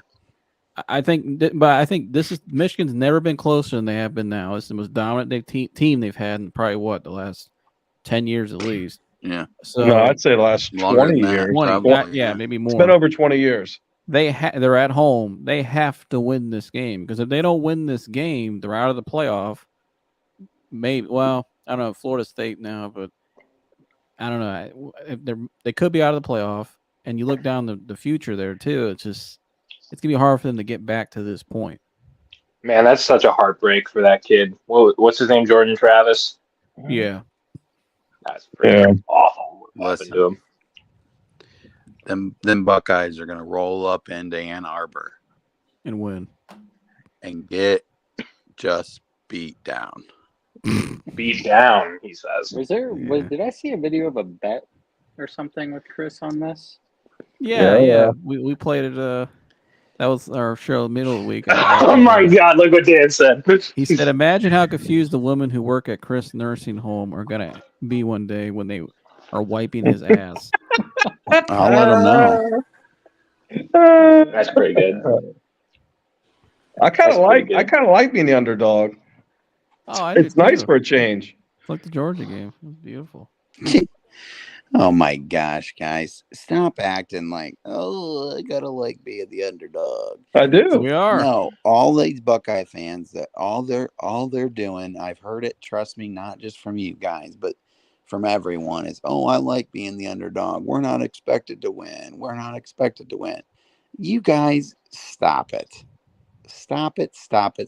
Well, you're so confident you're willing to get an O tatted on your ass. It's sweeter. It's sweeter when you go in the underdog. That's very fair what you said. Joseph made the most fair point. You're so confident that you made a bet to get a tattoo on your ass. You said we're going to get beat down. There's no chance. You guys got the greatest team of all time. I did not say that. Number 1 overall pick. I mean, I did not say that. Superhero. You talk like that, Chris. No, right? I don't. You're going to get an O tatted on your ass. You're talking like you're Alabama or like you won all these titles. No. No, I'm not talking about past tense or anything like that. I'm talking about I've watched this year's Ohio State team and I've watched this year's Michigan team, and I understand that it's a rival. Trust me, I've watched every one since I was, a very, very young child. I mean, I've watched them all. I get it. I understand you can kind of throw some things out and all that. And yes, Ohio State has hummed along for the last 3 weeks, but they've also played teams and have beat up on teams that we've beat up on earlier in the season. So I get it. They're humming. We have, the whole Spygate thing, 2.0. I understand that Firing you guys have linebacker coach this week. 5-time. I get it all. But if you look at how dominant we are on the offensive, defensive lines, our corner just throughout this year. First off, I think this is going to be a low-scoring game. I do think this is going to be a low-scoring game because I think both of our defenses are very good. I just think that your quarterback is very mediocre. And I mean, so is J.J. McCarthy. J.J. McCarthy is I don't agree way with that. better. But J.J. McCarthy the last McCourt. 6 weeks has been playing the worst ball he's played all year. And if that's the case, then, Kyle McCourt doesn't really need to do a whole lot. He just needs to manage the game. I disagree. I don't think that he needs to manage this game. I think he's needed to manage those other games. But against Michigan, I think he needs to beat Michigan because Michigan's going to make him beat Michigan. And I just am as confident as I've ever been, clearly, by this bet that he isn't capable of beating this Michigan team. He just isn't. Well, it may not rely on it may not go back to McCord. What if Ohio State's defense just stifles you guys? Or what if Trayvon Henderson's doing what he didn't get to do last year? He was suited up on the sideline. Right. What if you guys you're not gonna have an answer for Marvin Harrison? No one does. No, Chris, stop. Nobody can guard Marvin Harrison. No one has an answer for Marvin Harrison. They don't have a first round corner over there. Do we have an answer? No, you don't. But will we be prepared? Yes. No. We prepared as possible, I'm sure. Let me ask you this. Do you feel like Michigan has benefited from this scandal in their games? They just fired a linebacker coach in the middle of the week. Because remember, Harbaugh said, I got a lot to say. I'm going to talk. And all of a sudden. What do you mean by benefited? What are you talking about? Do you think this scandal has helped them win games? Through the thing that, from what they've done with this scandal, because what's going to happen is I'm sure Ohio State's going to come in with a whole different set of plays, a whole different set of signs. So do you think that they've actually benefited or not? No. You're crazy, dude. What are they running from now? Because Harbaugh, I got a lot to say. And then all of a sudden, the NCAA starts to trickle out some of the information they have, and all of a sudden, Michigan backs down and fires someone. And he accepted the. And they're supposed to be. I was reading from a couple reporters in the national media, and these are people that are usually against Ohio State, that said there's a lot more coming. So I gotta believe coach like that middle of the season. So and maybe that's why McCarthy's play. Well, they fired him because he wouldn't talk. Well, he tried destroying the evidence. That's what's he destroying? What is he destroying? The evidence that he knew about it. Right. So whatever they had, Chris, was beneficial to them in helping them win games. Maybe that's why McCarthy's kind of tapered off here in the last few weeks. Oh, yeah, and the operation is shown on tape. It's shown in the film rooms. You watch it, which I've watched some film breakdowns. When has Michigan ever really turned to the sideline like Ohio State on the fake snap and then turn? They didn't do a whole lot of that in the beginning of the season. It started in the Michigan State week, which when the shit came out, all of a sudden they started looking more towards the sideline. And all of a sudden, you've seen J.J. McCarthy not look so good against coverage 2 and cover 3. And, those layups aren't there anymore. They got to, here they've been able to run the ball because they have a great offensive line. And Blake Corum's phenomenal. But Penn State actually statistically didn't do that bad. Their just offense was just that bad in that game. Their defense got gassed. They did, for most of the game, they showed some things you can take away the run and make them throw it. It's just Drew Aller and their offense. It's like Pittsburgh Steelers and Penn State. They're terrible. But I just think Ohio State, they give you a different attack that they haven't seen yet, which is they can run the ball with Trayvon Henderson. The O-line's pretty good now. And they got 3 wideouts and a tight end that can do some damage. And all McCord has to do is just go through his reads, which he's gotten better at. He's not the same McCord. Here in the McCord earlier in the year won a game for them at Notre Dame. So the kid's shown it. He doesn't need to be. Is he C.J. Stroud? No, but he doesn't need. I don't think he needs to be some roll beater on Saturday. Well, good, because I don't think he does, and I don't think on our defensive line we have. Mike, you saw the mock drafts. I mean, we had 2 first rounders on the defensive line. Tyleik Williams and JT Tuimoloau. Tyleik Williams. JT Tuimoloau is going in like the very early second in most mocks right now, at least right now. And Tyleik Williams has been rated the number 1 D tackle in the country, I think, this year. Yeah, he's going in the first most of the time. So, and Jack Sawyer, their front 7 is pretty stout. And we have the best secondary in the country. Georgia's won the last couple of years with nobody quarterbacks. Stetson Bennett. Stetson Bennett. Stetson Bennett, outside of Roman Wilson, who's a nice little player, but outside of him, who else? Well, let me name one that had quite a game last year against you guys. I'm surprised you forgot his name. Yeah, because he had a day, but he's not. I'm not worried about him this year. Not against our secondary this year. That's last year. Oh my! Listen, 6 days away, baby. We didn't have Brandon Igminosa last year as an SEC guy who transferred over here, who's been pretty damn good this year, and is tall, big, and lengthy, and physical. 6 days away, baby. Yep, 7 days away from you getting that tattoo. Yeah. Getting that tattoo. So how quickly do you get the tattoo after you lose? Like, is this like a next day thing, or? Well, here he said the silence is Chris Googling how sensitive the inside of his butt cheeks are to pain. I mean, Dan, it's not going to feel good, buddy. I would just ask you.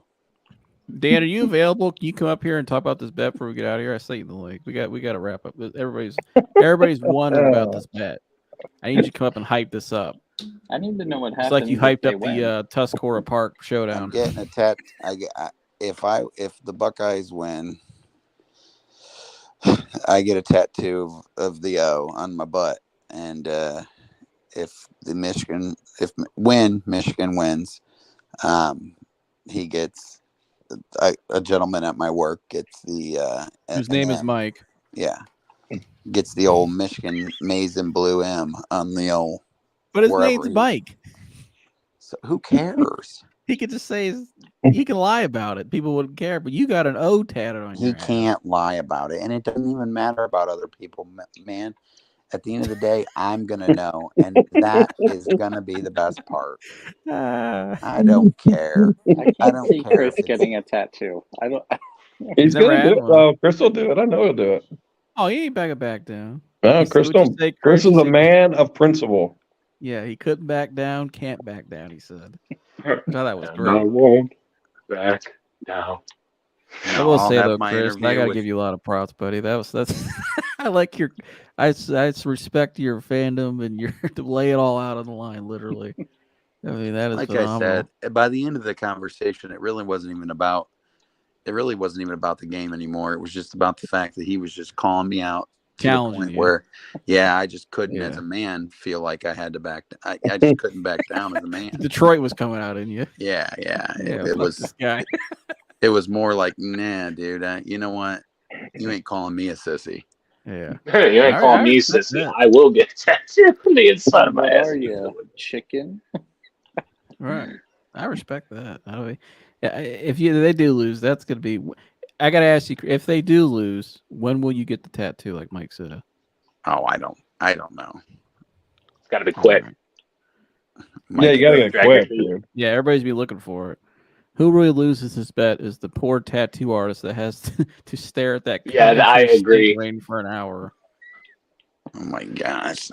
It's going to be the most shoddy tattoo ever because they're going to get in and out. Like, I feel like who's going to want to be a part of it? Some tattoo artist is going to want to be a part of that, though, because once we put the picture out online, everybody sees. Right, it's going to pick up. Somebody's going to want to do it. Right, it's pick up steam. Chris, your ass, famous, dude. Your ass is going to be worldwide. It's about time. About time, he said. Going to be famous. Oh man, I'm going to have them pay me for the tattoo. Oh yeah.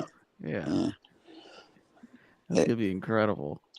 If somehow I can get an interview by USA Today or whatever it is. Well, your first interview is gonna be on The Real with Joseph Lapman. My first interview is gonna be. My wife watches the the Today Show. Can you just imagine her first time even knowing about it? Why they interview me?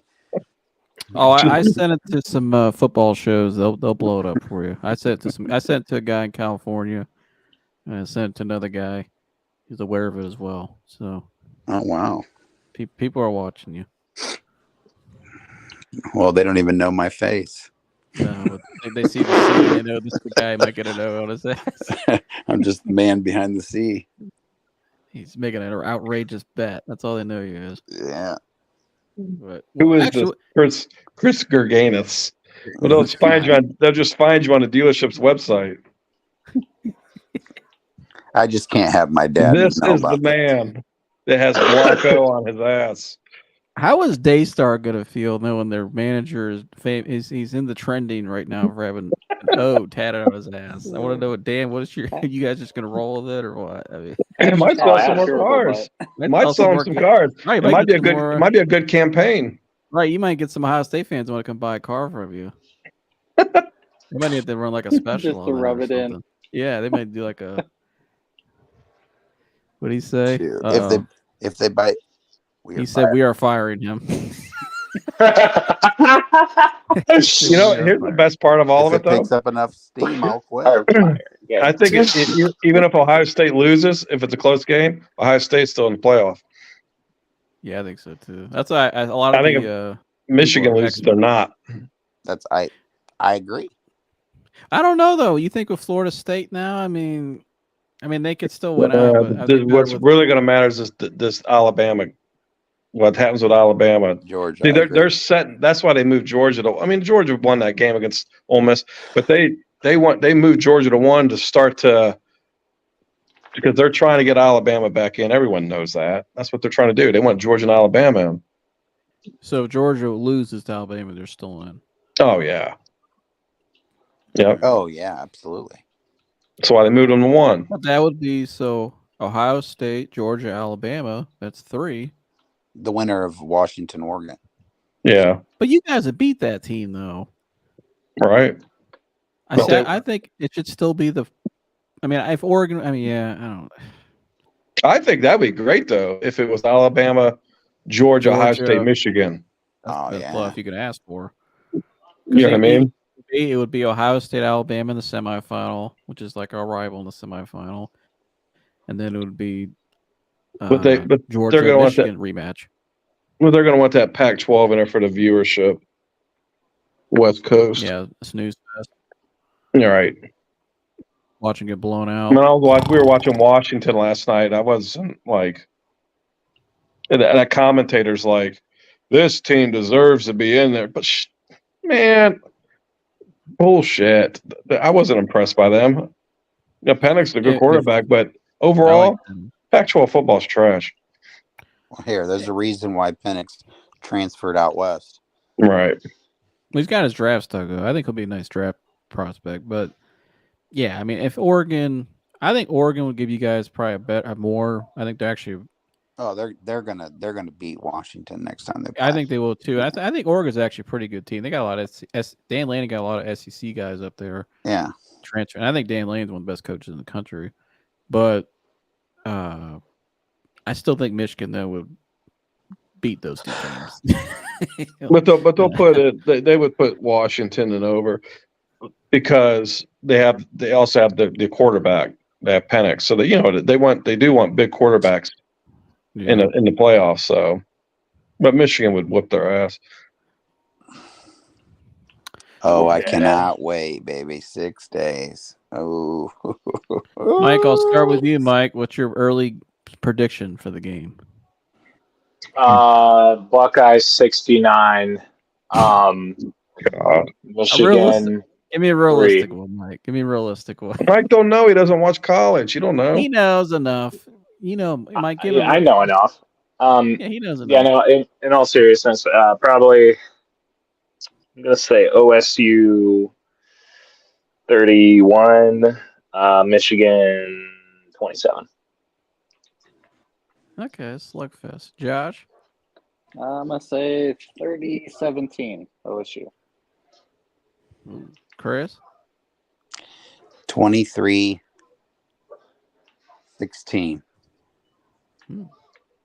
Hail to the victors. I'm going to say 35-24 Ohio State. You are high off your rocker, bro. Okay, we'll see. They ain't scoring 35 points. Oh, We'll see. my God. We'll see. Oh, God. Sometimes the defenses go out the window, Chris. Sometimes that's what happens. And it just turns into a scoring fest. Yeah, this is tough. Nobody would have thought we would have start putting all those points up on Georgia last year either, while you guys were out because you didn't know all the signs for TCU.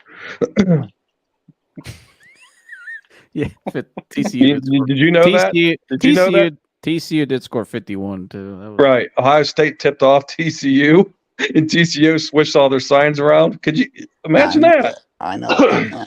Right. So while you guys were out, nobody thought we were killing Georgia. That defense of Georgia. Until Marv got knocked Now out. we had Stroud. I'll give you that. But sometimes defense just go out the window. If Marv doesn't get hurt in that game, they win that game. Give me a break. He was beating them single-handedly. But if McCord, if they target Marvin, if they just target the shit out of Marvin, which I think they're going to do, it could be a long day for Michigan. If Ohio State doesn't turn the ball over, a lot, they're going to win that game. Dan they have to have more firepower. 27-24 Buckeyes ran the new era of the Gerg Red Anus. I mean, Dan, you are infatuated with my butthole, dude. I'm going to say last year Ohio State at 23. I'm going to say 30-23 Ohio State. What, Chris? What was your score? 23-16. So you think Ohio State's? So you're laughing at me, but you think Ohio State's only going to score 16 points? Yeah, you're wrong. Yeah, I don't see that. We'll see. You're wrong, bud. Marvin Harrison going to light your guys' asses up. Oh, number 32 is a big difference. Huge difference. And he wasn't in that game last year. I know. Nope. I know. But then you got the rest of the stable of tailbacks. But neither was really Corum. Dude, stop. I'd take Travion Henderson over Blake Corum any day of the week. I would. Mike, you don't even watch college football, so stop talking. I mean, I do watch Ohio State, and I watch one play. Blake Corum. Dude, Blake Corum is not what Travion Henderson is. People forget about Travion Henderson. You're right, I think. No, I agree. But Travion Henderson is on Blake Corum. Blake Corum's just a little bit better. No. Listen, even if you say You're both on blow. Henderson's a little bit better. I mean, Corum still was a Heisman Trophy candidate, and Corum's great. And he literally didn't even play in that game either. I just think if Henderson didn't get hurt the last 2 years, he would have been a Heisman Trophy candidate as well. He's that good. Well, I think they're both great. I think they're both phenomenal. Here's where I think it's Ohio State's depth at running back. So why is it okay for you guys to point out that 32 is a huge difference, but not act like Corum is because Ohio State can space out the field more. It's not he's talking about Marv, but we forget about Emeka Ibuku, who could be a first-round pick. No. Carnell Tate, the true he won't be a first-round pick now. But if he didn't get hurt, he'd be a first-round pick. Though. It's all because of injury. He's still better than any receiver on Michigan. Carnell Tate would be your number 2 receiver on Michigan after Roman Wilson. Probably be the most talented one. I mean, and then Cade Stover, he's really built his draft stock, become a really nice passing tight end, pass catching tight end, great in the blocking game. G. Scott. I mean, they have an arsenal of weapons. If you take the run away or stuff the run, which Penn State did for a lot of that game until they got gassed out because their offense is that bad. Okay, but what do you have? But at the end of the day, you guys don't understand. That was our game plan against Penn State, was to wear them down, lean on them, and everything like that, and then obviously just run it down their freaking throat until they. Is Ohio State going to go 3 and out like Penn State? I didn't say that. That's why they got gassed out. But we're not going. Our game plan against Ohio State is going to be different than our game plan against Penn State. No, you're missing my point. Penn State showed how to stifle Michigan's offense until they got gassed out because their offense could not help them out. They got gassed, and Michigan did exactly what they should do: is keep running the ball because they're a bigger team. But Penn State lost that game because their offense was just that bad. But the defense showed if you take away the run and you stifle the run a little bit, Penn State didn't show. Penn State didn't show anything how to stop the passing offense of Michigan. We didn't threw the ball 8 times. 8 times, yeah. That's my whole point because they until they got gassed out in the end of that game, Penn State they had them. It's just their offense was terrible. Gosh, you guys cannot say that Penn State never had us. They were winning the game at one point. 8. Okay, they were winning the game. You didn't take the lead of the game in the second half. Late in the second half, we didn't throw the football one time in the second half. All I'm saying, we're not going to Penn State the offense. We're not going to be good 3 and out, 3 and out, 3 and out, 3 and out like they were. That okay, was, and we're not going to run our offense. That was insane against your defense, like we did against Penn State. It's different. I promise you, JJ McCarthy is going to throw the ball more than 8 times. I'm Ohio sure he will. He'll have to when they're trailing. Yeah, he'll have to. But I mean, I don't know if I like that though. That's not their recipe. That's not how they made it this far.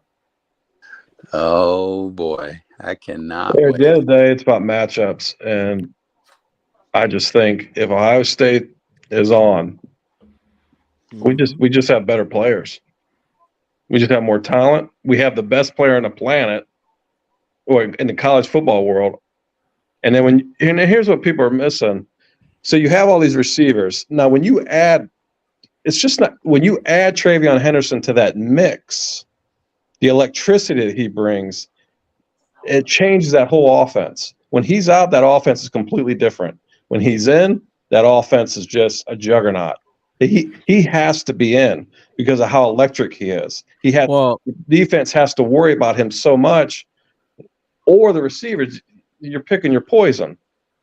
Well, they're going to have that run package out there good too down the goal line with Brown. He's back and healthy. They've been saving him for this game. They're going to have that package out there, which was effective for them until he got hurt. So I'm just saying here, I'm going to call it a 50-50 game. I'm not going to sit here and say I'm not going to act confident like Michigan. That's the other thing, Chris. If I'm you, I'm worried about my players because these guys, I watched them again that Penn State game. Dude, these guys act like they won a national title. They're running around putting their hands over their eyes like binoculars and shit. The coach is out there virtue signaling, crying after the game. This is for you, Jam. This is for you. We're such victims here in Michigan. they're going in too confident. They won 2 little games in the last couple of years, got smoked against TCU and Georgia. And now they're walking around. It's the way they're acting. I'd be a little worried if Ohio State was going and acting like that. But I don't know. I think it could bite you guys in the ass. You guys are you're a little too confident. Dan said, "I just hired Connor Stallion to be one who tattoos Chris. I promised him a spot on a future podcast. I gave him a lifetime free oil change at Fredbart D-Side." Right, Uncle Dan. What was the guy in Michigan? It was Uncle T. What did they say his name? Uncle T. The guy that was funding the guy. Uncle T. Yeah. Uncle T. We got Uncle D. Connor Stallion's paid off all his family's mortgage payments as well. I cannot wait. Hey, can you do me a favor on Saturday when you guys are all upset and trying to come up with another excuse as to why you guys lost other than Connor Stallions? Do you mind having a podcast show, like an emergency one? Yeah, I was already planning. We'll do one that night, no matter what. Because I'm just trying to figure out, what your guys' excuse will be. I won't have an excuse. It'll be we got outplayed. If they lose, they lose. I'll come up and say it. They'll say they got outplayed. At the end of the day, I'm just a fan. It's not like I play for the team. It's because Chris, I'm the type of dude. If my team was cheating like that, I'd be pissed. I'd be pissed at Ohio State. I wouldn't be defending their asses. I can't find a Michigan fan that's upset about this. No, I agree. I can't. I haven't heard anyone. They all just defend it. Right. They're not the only ones defending that. Everyone that's ever played college football, every analyst that has played college football has been out there saying this is nothing and this is what everybody does. No, it wouldn't be this big of a deal if that was the case. The NCAA just has a huge hard-on for Jim Harbaugh. It's not science stealing that's the problem. It's the operation, how they obtain the information. Nobody's ever obtained the information like they have. So for all of time, teams have broken into other teams' cloud servers and watched them practice. Is that what you're saying? Or paying? You don't pay scouts to go. That's like a. I don't know how. That's so blatant to pay for somebody to go sit in an opposing team's game. That's so obvious a rule breaker. Like a 5-year-old could figure that out. Well, I agree. But that's never been done before like that. To the why operation that they've done it. So are you guys mad that Ohio State gave Purdue our plays? How they give? I don't think they should have done that. No, I don't think they should have done that. But when you do that though, when you're Michigan and you do that, you kind of open yourself up to it. What's calling and giving your plays? But beyond going to the game and videotaping plays, dude, you hacked into a team's cloud server and watched them practice. But what's as a fan, how are you okay with that? Hold on. Here's what I'm okay with. This year, you guys won't have any excuse as to why you lost. And that's Chris, you didn't answer my question. How are you okay with that? I mean, am I 100% okay with it? No. At the end of the day, they're going to get punished for it, and it is what it is. But you guys are acting like it's the Michigan fans that did it. That it's this egregious or something like that. I didn't know it's not. I feel bad for the fans. No, here's what I'm saying is, if it's Ohio State that did it, I am pissed because I feel like they duped me. You know what I mean? I'm pissed that my team's going to get punished, and we're going to lose scholarships. I'm pissed about it.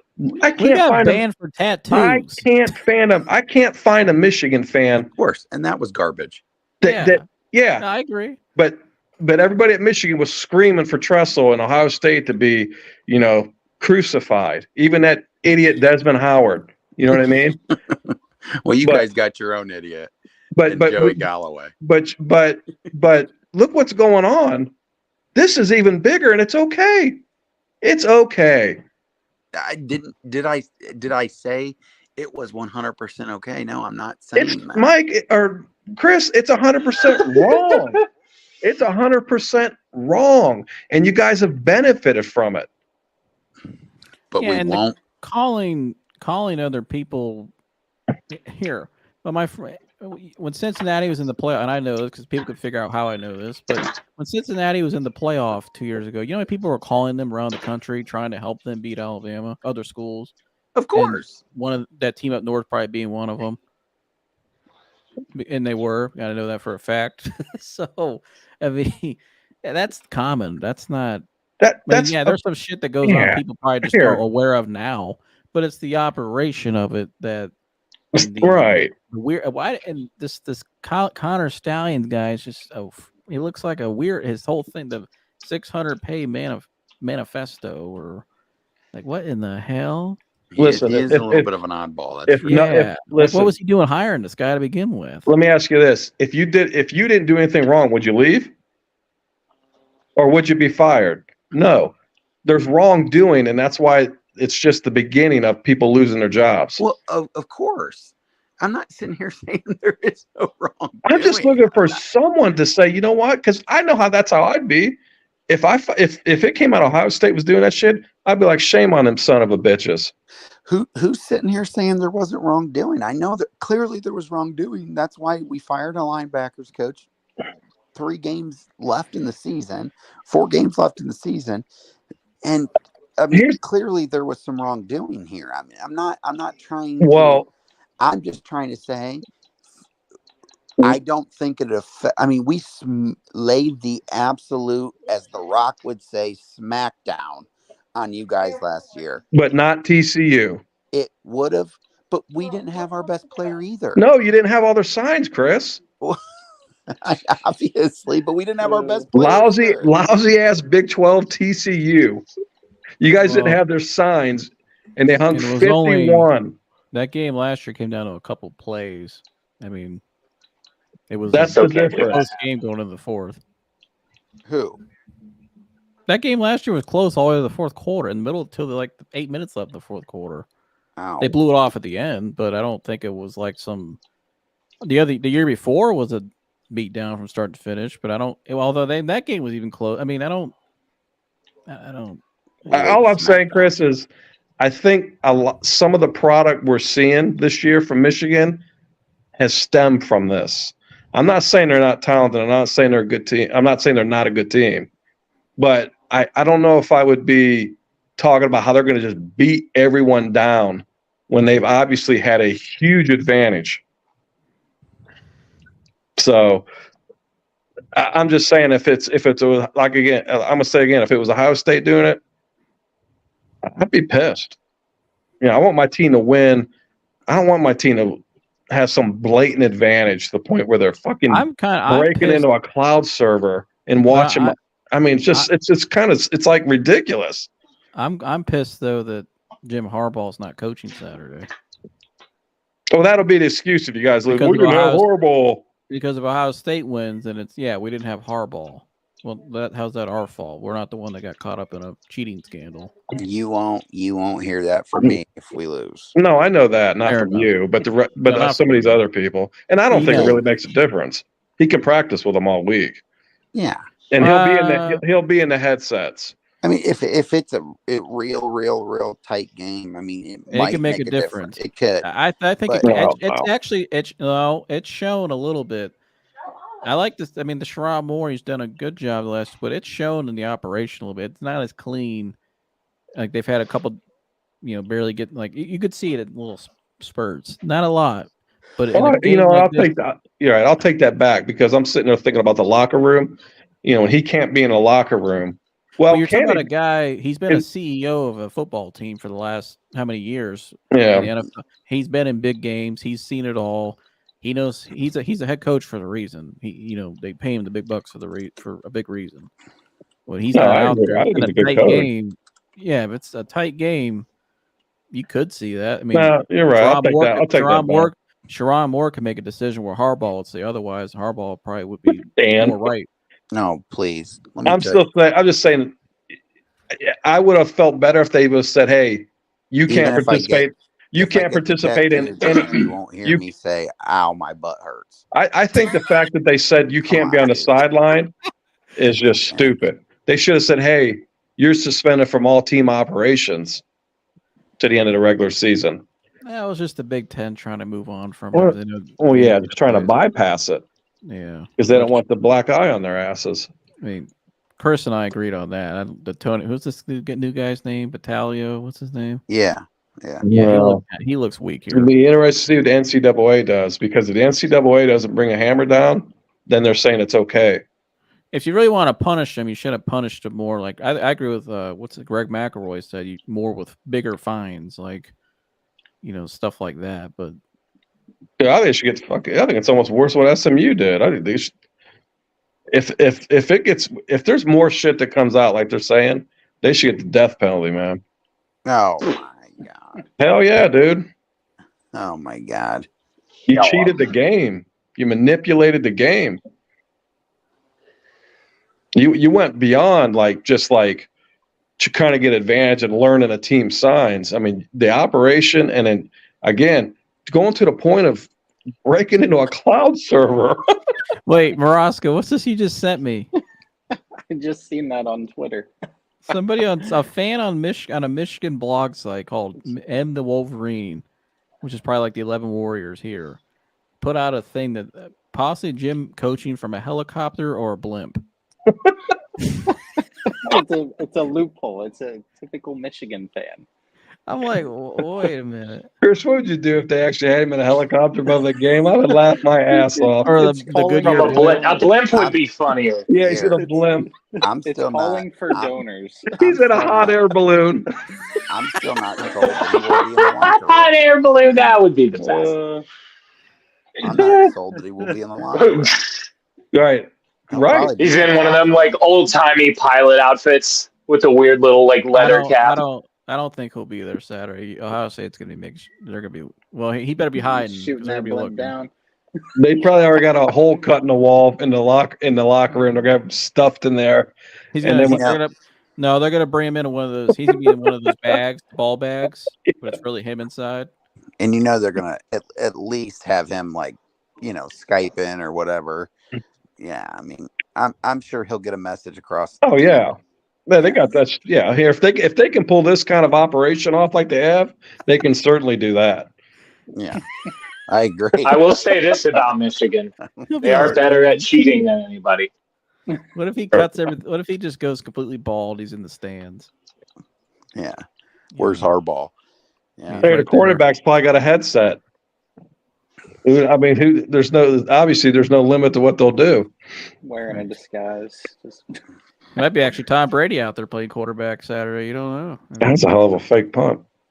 Listen, you guys can laugh it up, chop it up. We can chop it up all night. But the players are going to go hit that field on Saturday, and it's supposed to be nice and snowy. Is it supposed to be snowing? Yep, and 30 degrees. So nice. Good. Well, either way, it'll be a good game. I just think Ohio State's going to win by at least 10. At least 69. What's the spread? What's the spread? I don't know. Let me look it up. I don't pay attention to that shit, dude. No, I know. I think what's going to happen is I just think Ohio State. Hey, we can't make this too big, by the way, because I can't have my dad and mom knowing about my tattoo. Might be too late for that. Dan's gonna text them specifically. The blackmail begins. Michigan is a 4-point favorite. Yeah. It's just like when Michigan beat Ohio State 2 years ago. Nobody thought Michigan would win, and they beat the living hell out of them. Mm-hmm. Ohio State went in there too cocky. I've seen it both ways. I remember in 2018, they said Michigan was going to come in and beat the hell out of us at home, and Dave Portnoy was there talking shit in the stands, and then Ohio State's put 62 points and won. But hey, in 21, same thing. I mean, it's why it's the greatest game there is. Yeah. I think everything that goes on in the regular season goes out the window. Yeah. I mean, even in the years when Michigan was not as good and we were with Urban, trying to compete for champ, you never went into that game saying, okay, we're definitely going to win. You never know. Especially when we played at Ann Arbor those years, you always had to go in there like you were a little nervous. Like we can't. You were, but you didn't think about it like you do now. No, but it's the game. That's why it's the game, because anything can happen. You just kind of assume, oh yeah, we're going to win. When you've won that many times, you just start to do that, and that's probably what Ohio State did. They just assumed, yeah, we're going to go in there and win, and they got embarrassed. And then, I mean, here they would have won in 2020 with the COVID. They didn't play that year. They would have won that year. Ohio State would have, because they still had Fields. But yeah, in 21, I just think, and two, they just had their defense was in shambles that year. Yeah, bad coordinating, bad. It was awful. We had what was that kid we used to have out there at safety? Shaw. What was that kid's name? I mean, passing attack. Who have you guys played this year that has had a good passing attack? Maryland had a decent one. At the time we played Maryland, they were healthy. They were pretty good throwing the ball. That's all they do is throw the ball. But Drew Aller tried. He threw the ball 41 times, but it didn't work. Wow. Yeah. Okay. Yeah. I would say that probably the best quarterback we faced was a cat at Notre Dame. Hartman. Yeah. I mean, he's the best quarterback we played. He's a pro. I mean, he's a pro prospect. Our team's more tested though, Chris, this season. But it's hard to throw against. Yeah, but this isn't a team you're going to go out there. I mean, Denzel Burke's a top 15 pick in the draft. Their safety plays the best it's been, I think, since the 14 team. And they're loaded there. You got Hancock, Sonny Styles, who's a very talented safety. What's the other kid's name? Proctor, who's a big physical safety. The other kid will be back this week, who's a veteran. I mean, they're loaded in the second. Their secondary is. I mean, they got true freshmen out there that are lighting it up. I mean, they have the best and deepest secondary in the country. It's just going to come down to the lines. Yeah, it's going to come down to the lines. And our line this year is better than the last 2 years on both sides. Of course. Well, yeah, I mean, but our line is exceptional as well. I mean, it's not like there's going to be a dominant. Although they struggled yesterday a little bit. Yeah, I mean, here down the stretch. I mean, we were up 24-3 on Maryland. It was alarming that that lead evaporated in the second half, which I still. Maryland was getting back there a little bit. I mean, they were. Yeah. The tackle play wasn't. And your the interior line is Drake Nugent's, I think, a first round pick. And do you think Tua is a better quarterback than Kyle McCord? Or not Tua? Yeah, right now. Yeah, I think he's. Yeah, he's more experienced. He's more talented. Yeah, I agree with it. But I don't think Kyle's gotten better, and I think Kyle can get it done. I mean, I just watched him. Obviously, again, it was his second, game of the year, third game of the year, but against Notre Dame on the road, he just struggled and till the end. But he's got it. But till the end. The shit he did at the end of that game, though, he's made some more the last couple of weeks. He's made some more impressive throws. He hasn't turned the ball over the last 2 weeks. He looks a lot more calm now and a lot more settled and a lot. But again, the game's slowing down. What he's going into is going to be nothing like that Notre Dame, nothing like he's seen before. He is going into the game as a first-year starter. Good luck. I don't think he's that nervous about that, though. I mean, this is what you come to Ohio State for. Right. Of course. At the end of the day, it's just football. Right. No, you're right. This is why you practice. I mean, same thing for Michigan. They shouldn't come out. I mean, at the end of the day, it's just ball. It's going to come down to execution. That's all it's going to come down to. Yeah. This is going to come down to matchups and execution, and we'll see what happens, but it'll be fun. Yeah, it'll be fun. But yeah, it's going to be fun for sure. But he already the guy that I bet this, he took off Saturday already. I'm like, no. You are not. I'll see your face. You should probably tell your parents about this at Thanksgiving before they read it on ESPN ticker. Yeah. But my mom ain't gonna be on ESPN, I tell you that. Yeah. Chris is gonna go over their house and cut out the Wi-Fi. I'm sending photos.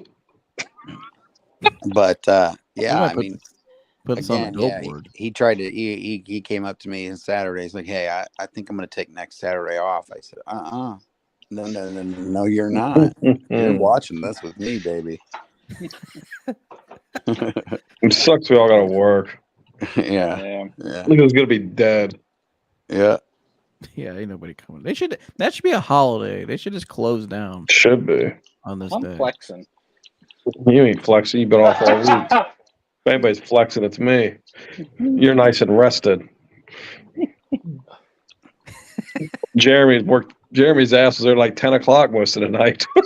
Most of the nights. He calls me. He called me probably 5 times a day. Did he? I didn't know he called you. I never knew. Yeah. I'll tell you what, we delivered a lot of cars, man. I'd rather he do that though than I come back to a shit bullshit. We delivered a ton of cars. Good. It got busy. I think Thursday alone he rolled like 13 deals. Jeez. Yeah, Holly delivered 6 by herself, and I think it was like a total of like 13 deals Thursday alone. So, and it got busy yesterday. There was a lot of deliveries. So he did a good job though. Hell yeah. Hell yeah. I told him just to call me because I don't want to come back to a bunch of issues. No, he was staying. He stayed and was getting everything booked out, getting shit funded. I mean, one night I thought something happened to him. I look on the camera. I don't get the number. I didn't get the numbers, and it was like 8 o'clock, and I'm like, So I get on. I look in the cameras. The lights are off in the showroom. The front gate's still open. I look at the side camera. His demo's still there. So I'm like, okay, he's taking his late night shit. But then an hour passes. I still don't get the numbers. I go back on the cameras. Everything looks the same. I try calling him. It's like past 9 o'clock. I try calling him. There's no answer. I tell Joy, I'm like, I got to go down there. I think something's wrong with Jeremy or something happened to him. And then he called me like 3 minutes later. And he's like, I'm in the F&I office getting all these deals done. Let me tell you about that night. So he was on FaceTime with me, asking me all these questions and stuff. And he heard a noise. And it ended up being the cleaning people. But he had his gun sitting on the desk, and I had him convinced that the place was haunted. And he was haunted. Dan said, sounds like you'll be doing Dan says, sounds like you'll be doing, quote, re-signs during the game, Josh. Probably. Dan, you going to be watching the game? Oh, yeah. Dan's got a huge interest in this game now. He should be. Yeah. Dan's going to be a huge Buckeye fan. He's going to show up right on Saturday. He's going to have a picture of your butt right next to the TV. Dan, I might mail you a Marvin Harrison jersey to your house. You can wear it Saturday. Yeah, he'll become a college football fan within the next couple of years. He will. Oh, if Ohio State wins Saturday, Dan is going to be an Ohio State fan. I'll get him his first Ohio State gear to put in his house. He will. A lot of people will. I'm telling you, because where the sport's going, the expanded playoff. You're going to have 2 super conferences. He said he'll be watching live from the tattoo parlor and sending an Uber afterwards. Yeah. Yes. Push. Oh, I can't wait. Hoban was running the tush push the other night. Yeah. He should against Walsh. God. Right. Well, they'll looks like they might be on a collision course. Them and Maslin. Yeah, they got it set up where they can only play in the championship. Yep. Who they play Avon, right, Hoban? Yeah. And then and then Maslin plays a Cincinnati team. Yeah, I don't know anything about this Cincinnati Anderson. I mean, these Cincinnati teams are usually good, but Maslin's pretty damn good this year. Yeah, they are. Had.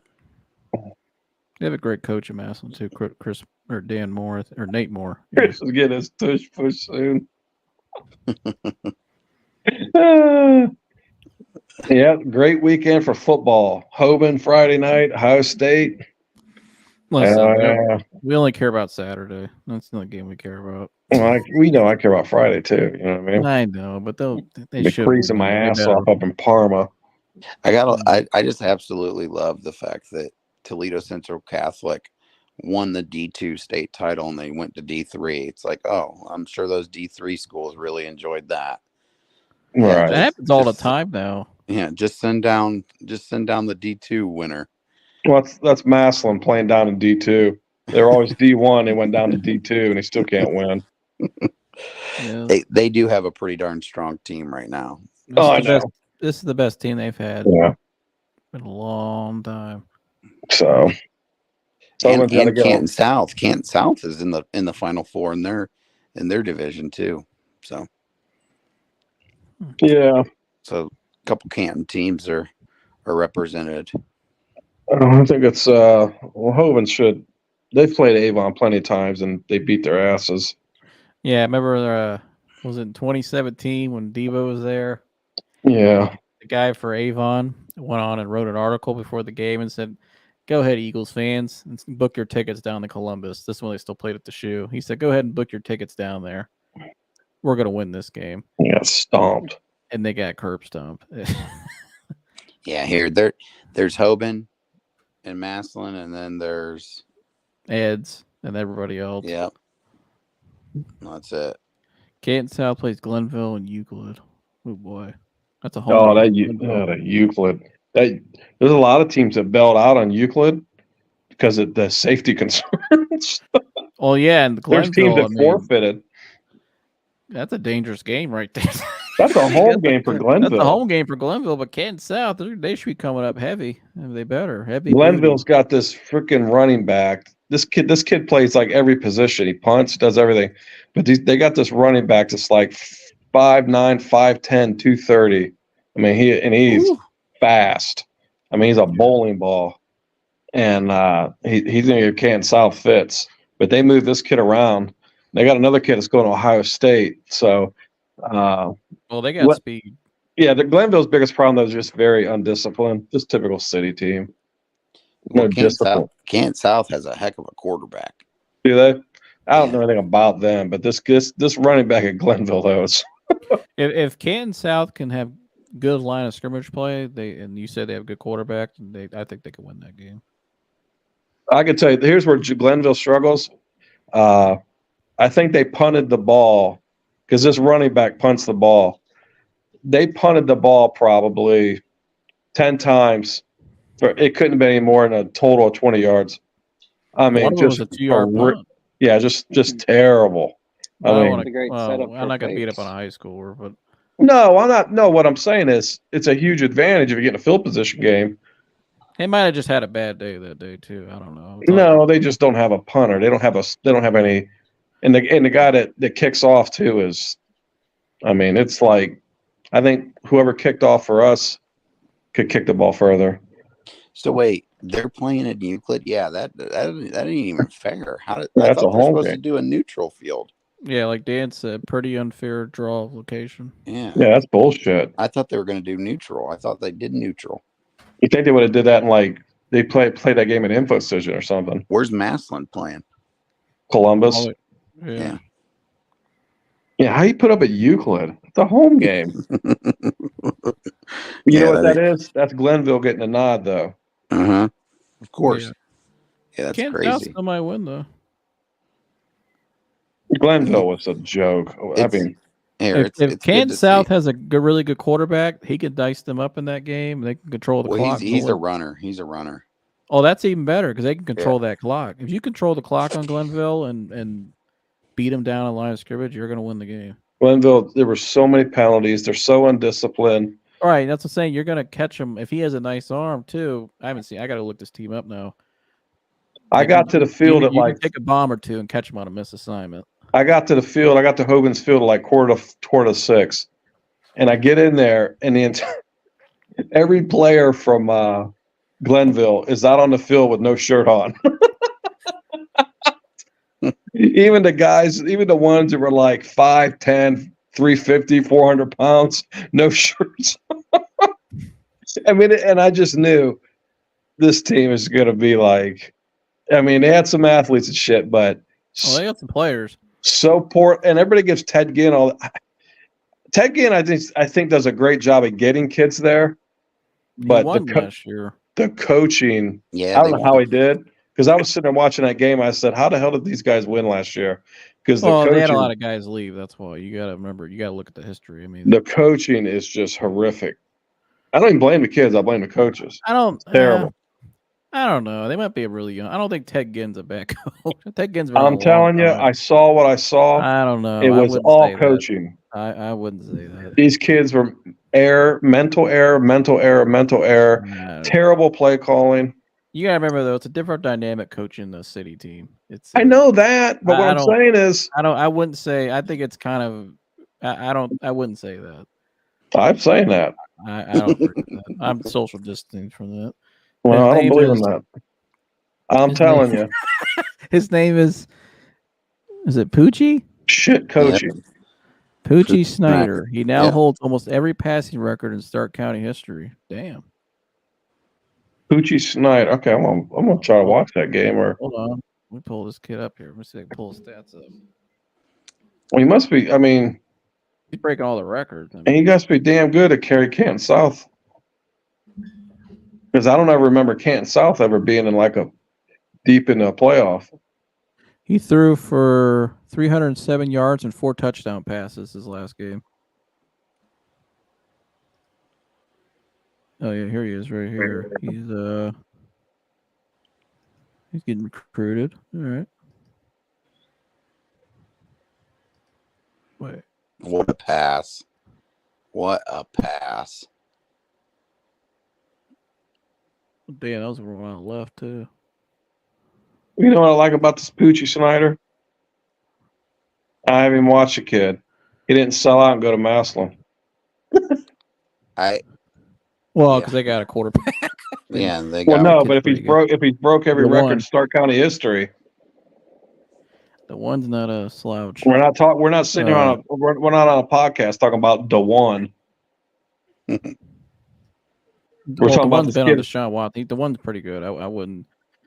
Yeah, but there's been a lot of good quarterbacks that went through Stark County over the years. And this kid broke almost every passing record.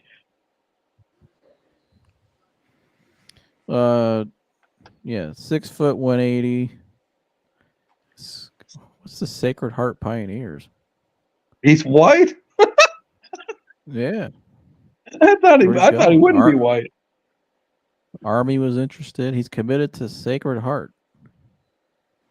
All right. Well, Catholic. Yeah, go to college. Damn. I'm Canton South's gonna win. I saw Glenville. They're terrible. I hate to be like that. Canton South's big on the line, then they're gonna win. Glenville's just, gosh. No one has the line of Hoban though. My gosh. Ed's did. Ed's line, dude. Well, Ed's talking about they got their division. 2 Ohio State guys and a Michigan guy on their line. Yeah, Ed's every player was over 300 pounds. Every guy was 6'6", 6'9", over 300 pounds. But as far as D2, Hoban's had lines like that in the past teams. They had some lines on both sides of the ball. I was talking D2. I was talking about. Well,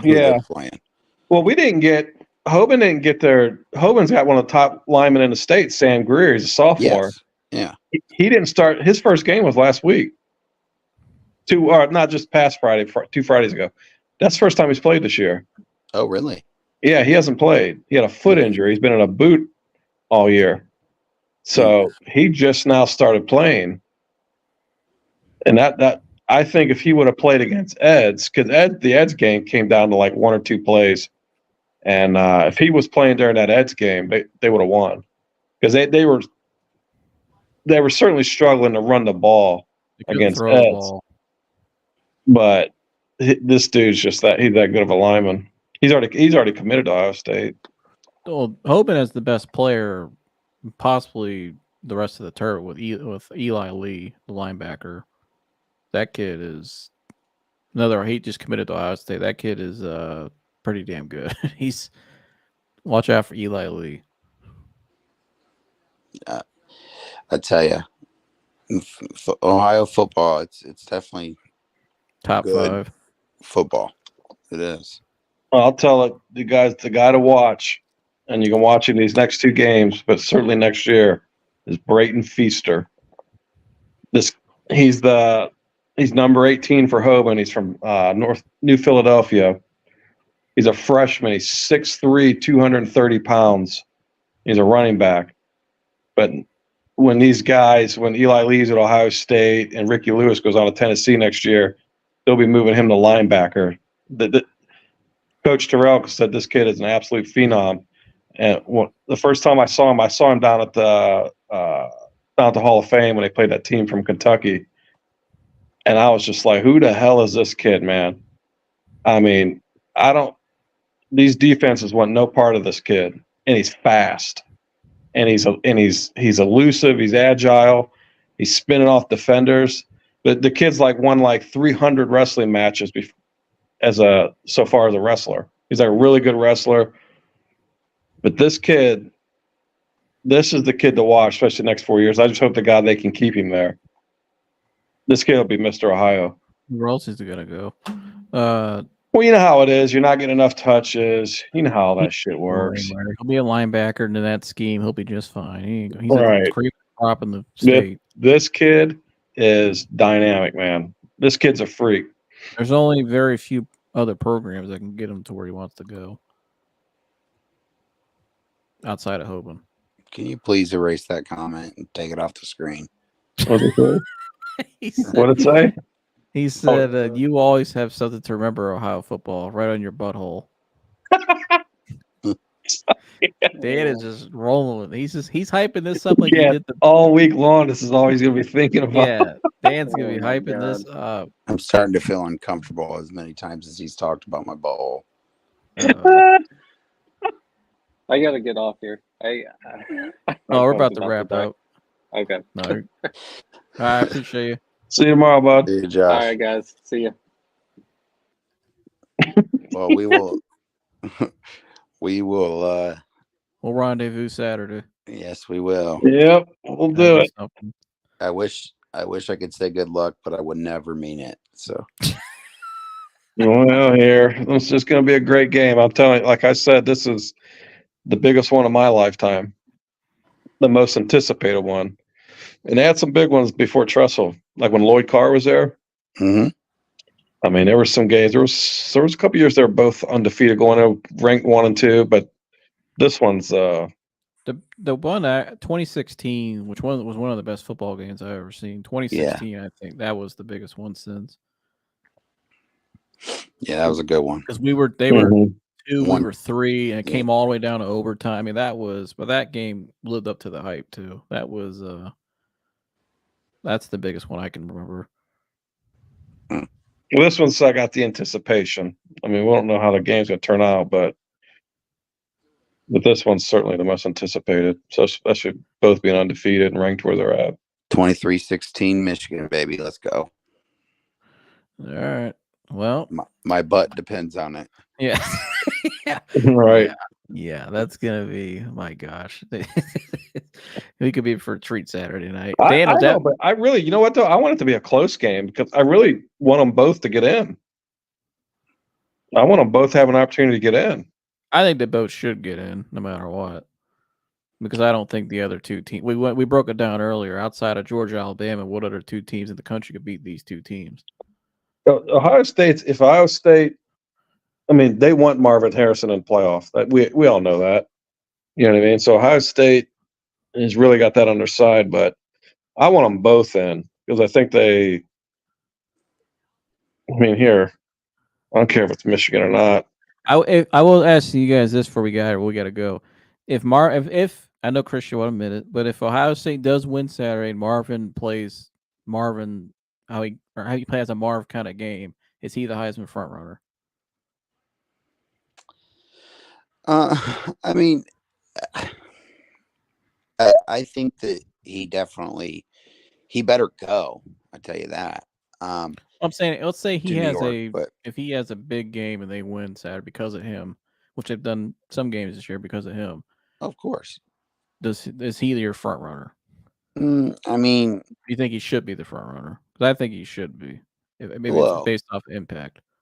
Yeah, I mean, but I'd probably still give it to Penix just because, again, it's the quarterback. Do I think that Marvin Harrison should be? Yeah, but if you're asking me to pick the front runner of who I think will get it, I think it'll be, Penix. But Well, or if Penix, Knicks. but then One if of the two. Penix, The winner of that okay. game. But What's the award supposed to be based on? Who's the best player? Who's had the best season? best season in college football, yeah. But again, I mean, we all knew Tim Tebow, great college football player, but I mean, again, was he the most talented? No. You know, I mean, I think Marvin Harrison is the most talented player in college football, 100%. I look at to me. Well, I think he's the best player in college football. I think that, well, I agree. I honestly think that if Marvin Harrison wasn't on this Ohio State team, I don't see how you guys even come close to beating Michigan. He is the only guy I'm worried about. I know you guys love Henderson and whatever, but Marvin Harrison, I mean, I think that we better stop him. We better. Well, that's why I think if he has a monster game and they win because of him, I mean, to me, I would give it to him because of impact. I think impact should matter. Yeah, I mean, you guys don't beat us. You win the game. Marvin You won Harrison. the game because of. Yeah. You know, I mean, I could say Washington won the game yesterday because their defense was better than Oregon's offense. Well, they're gonna. You better believe that's in Ryan Day's head, is because you watch how the targets have picked up. Oh, well, here, not only that, he's not just sitting on the outside; they're moving him all around the place. Well, they're working to try to get him the Heisman. You know what I mean? So they're going to be targeting him for two reasons. First reason is they need to, they have to, and the other reason is trying to get him in that race because they want to get his younger brother too. You know what I mean? His younger brother says he's better than him at that age. Jet Harrison. He is a top 5 pick for sure. Yeah. Oh yeah, I said earlier in the year that I think he'd be a top. I thought after last year, he's a top 5 receiver in the NFL. I said that he's special. Yeah, but the difference is last year you guys had a kid that throwing him the football that is in the NFL winning football games as a rookie. There's a big difference. No, I'm saying just Marvin Harrison as a player himself. No, I know. I'm just saying it's a big difference between, you say, last year they should have won the title without Marvin Harrison, getting hurt. But last year they had CJ Stroud too. I mean, they didn't just have Marvin Harrison. They had No, but he makes the quarterback job a lot easier. Well, of course. Yeah, but what I'm saying, I don't. Here, you're going against that Georgia team. I mean, this Georgia team hasn't lost in 3 years. Okay, and they had nothing for him. CJ Stroud just had to get the ball there. They had nothing for that man. And Ohio State was running away from that game in the third quarter before that happened. Mm-hmm. I mean, he was, and look what happened with the game is once he went out, the dude's that damn electrifying. He can literally control the game as long as the quarterback can get him the ball. So if McCord has a good game Saturday, if he can be on target, it's tough for anybody to beat them.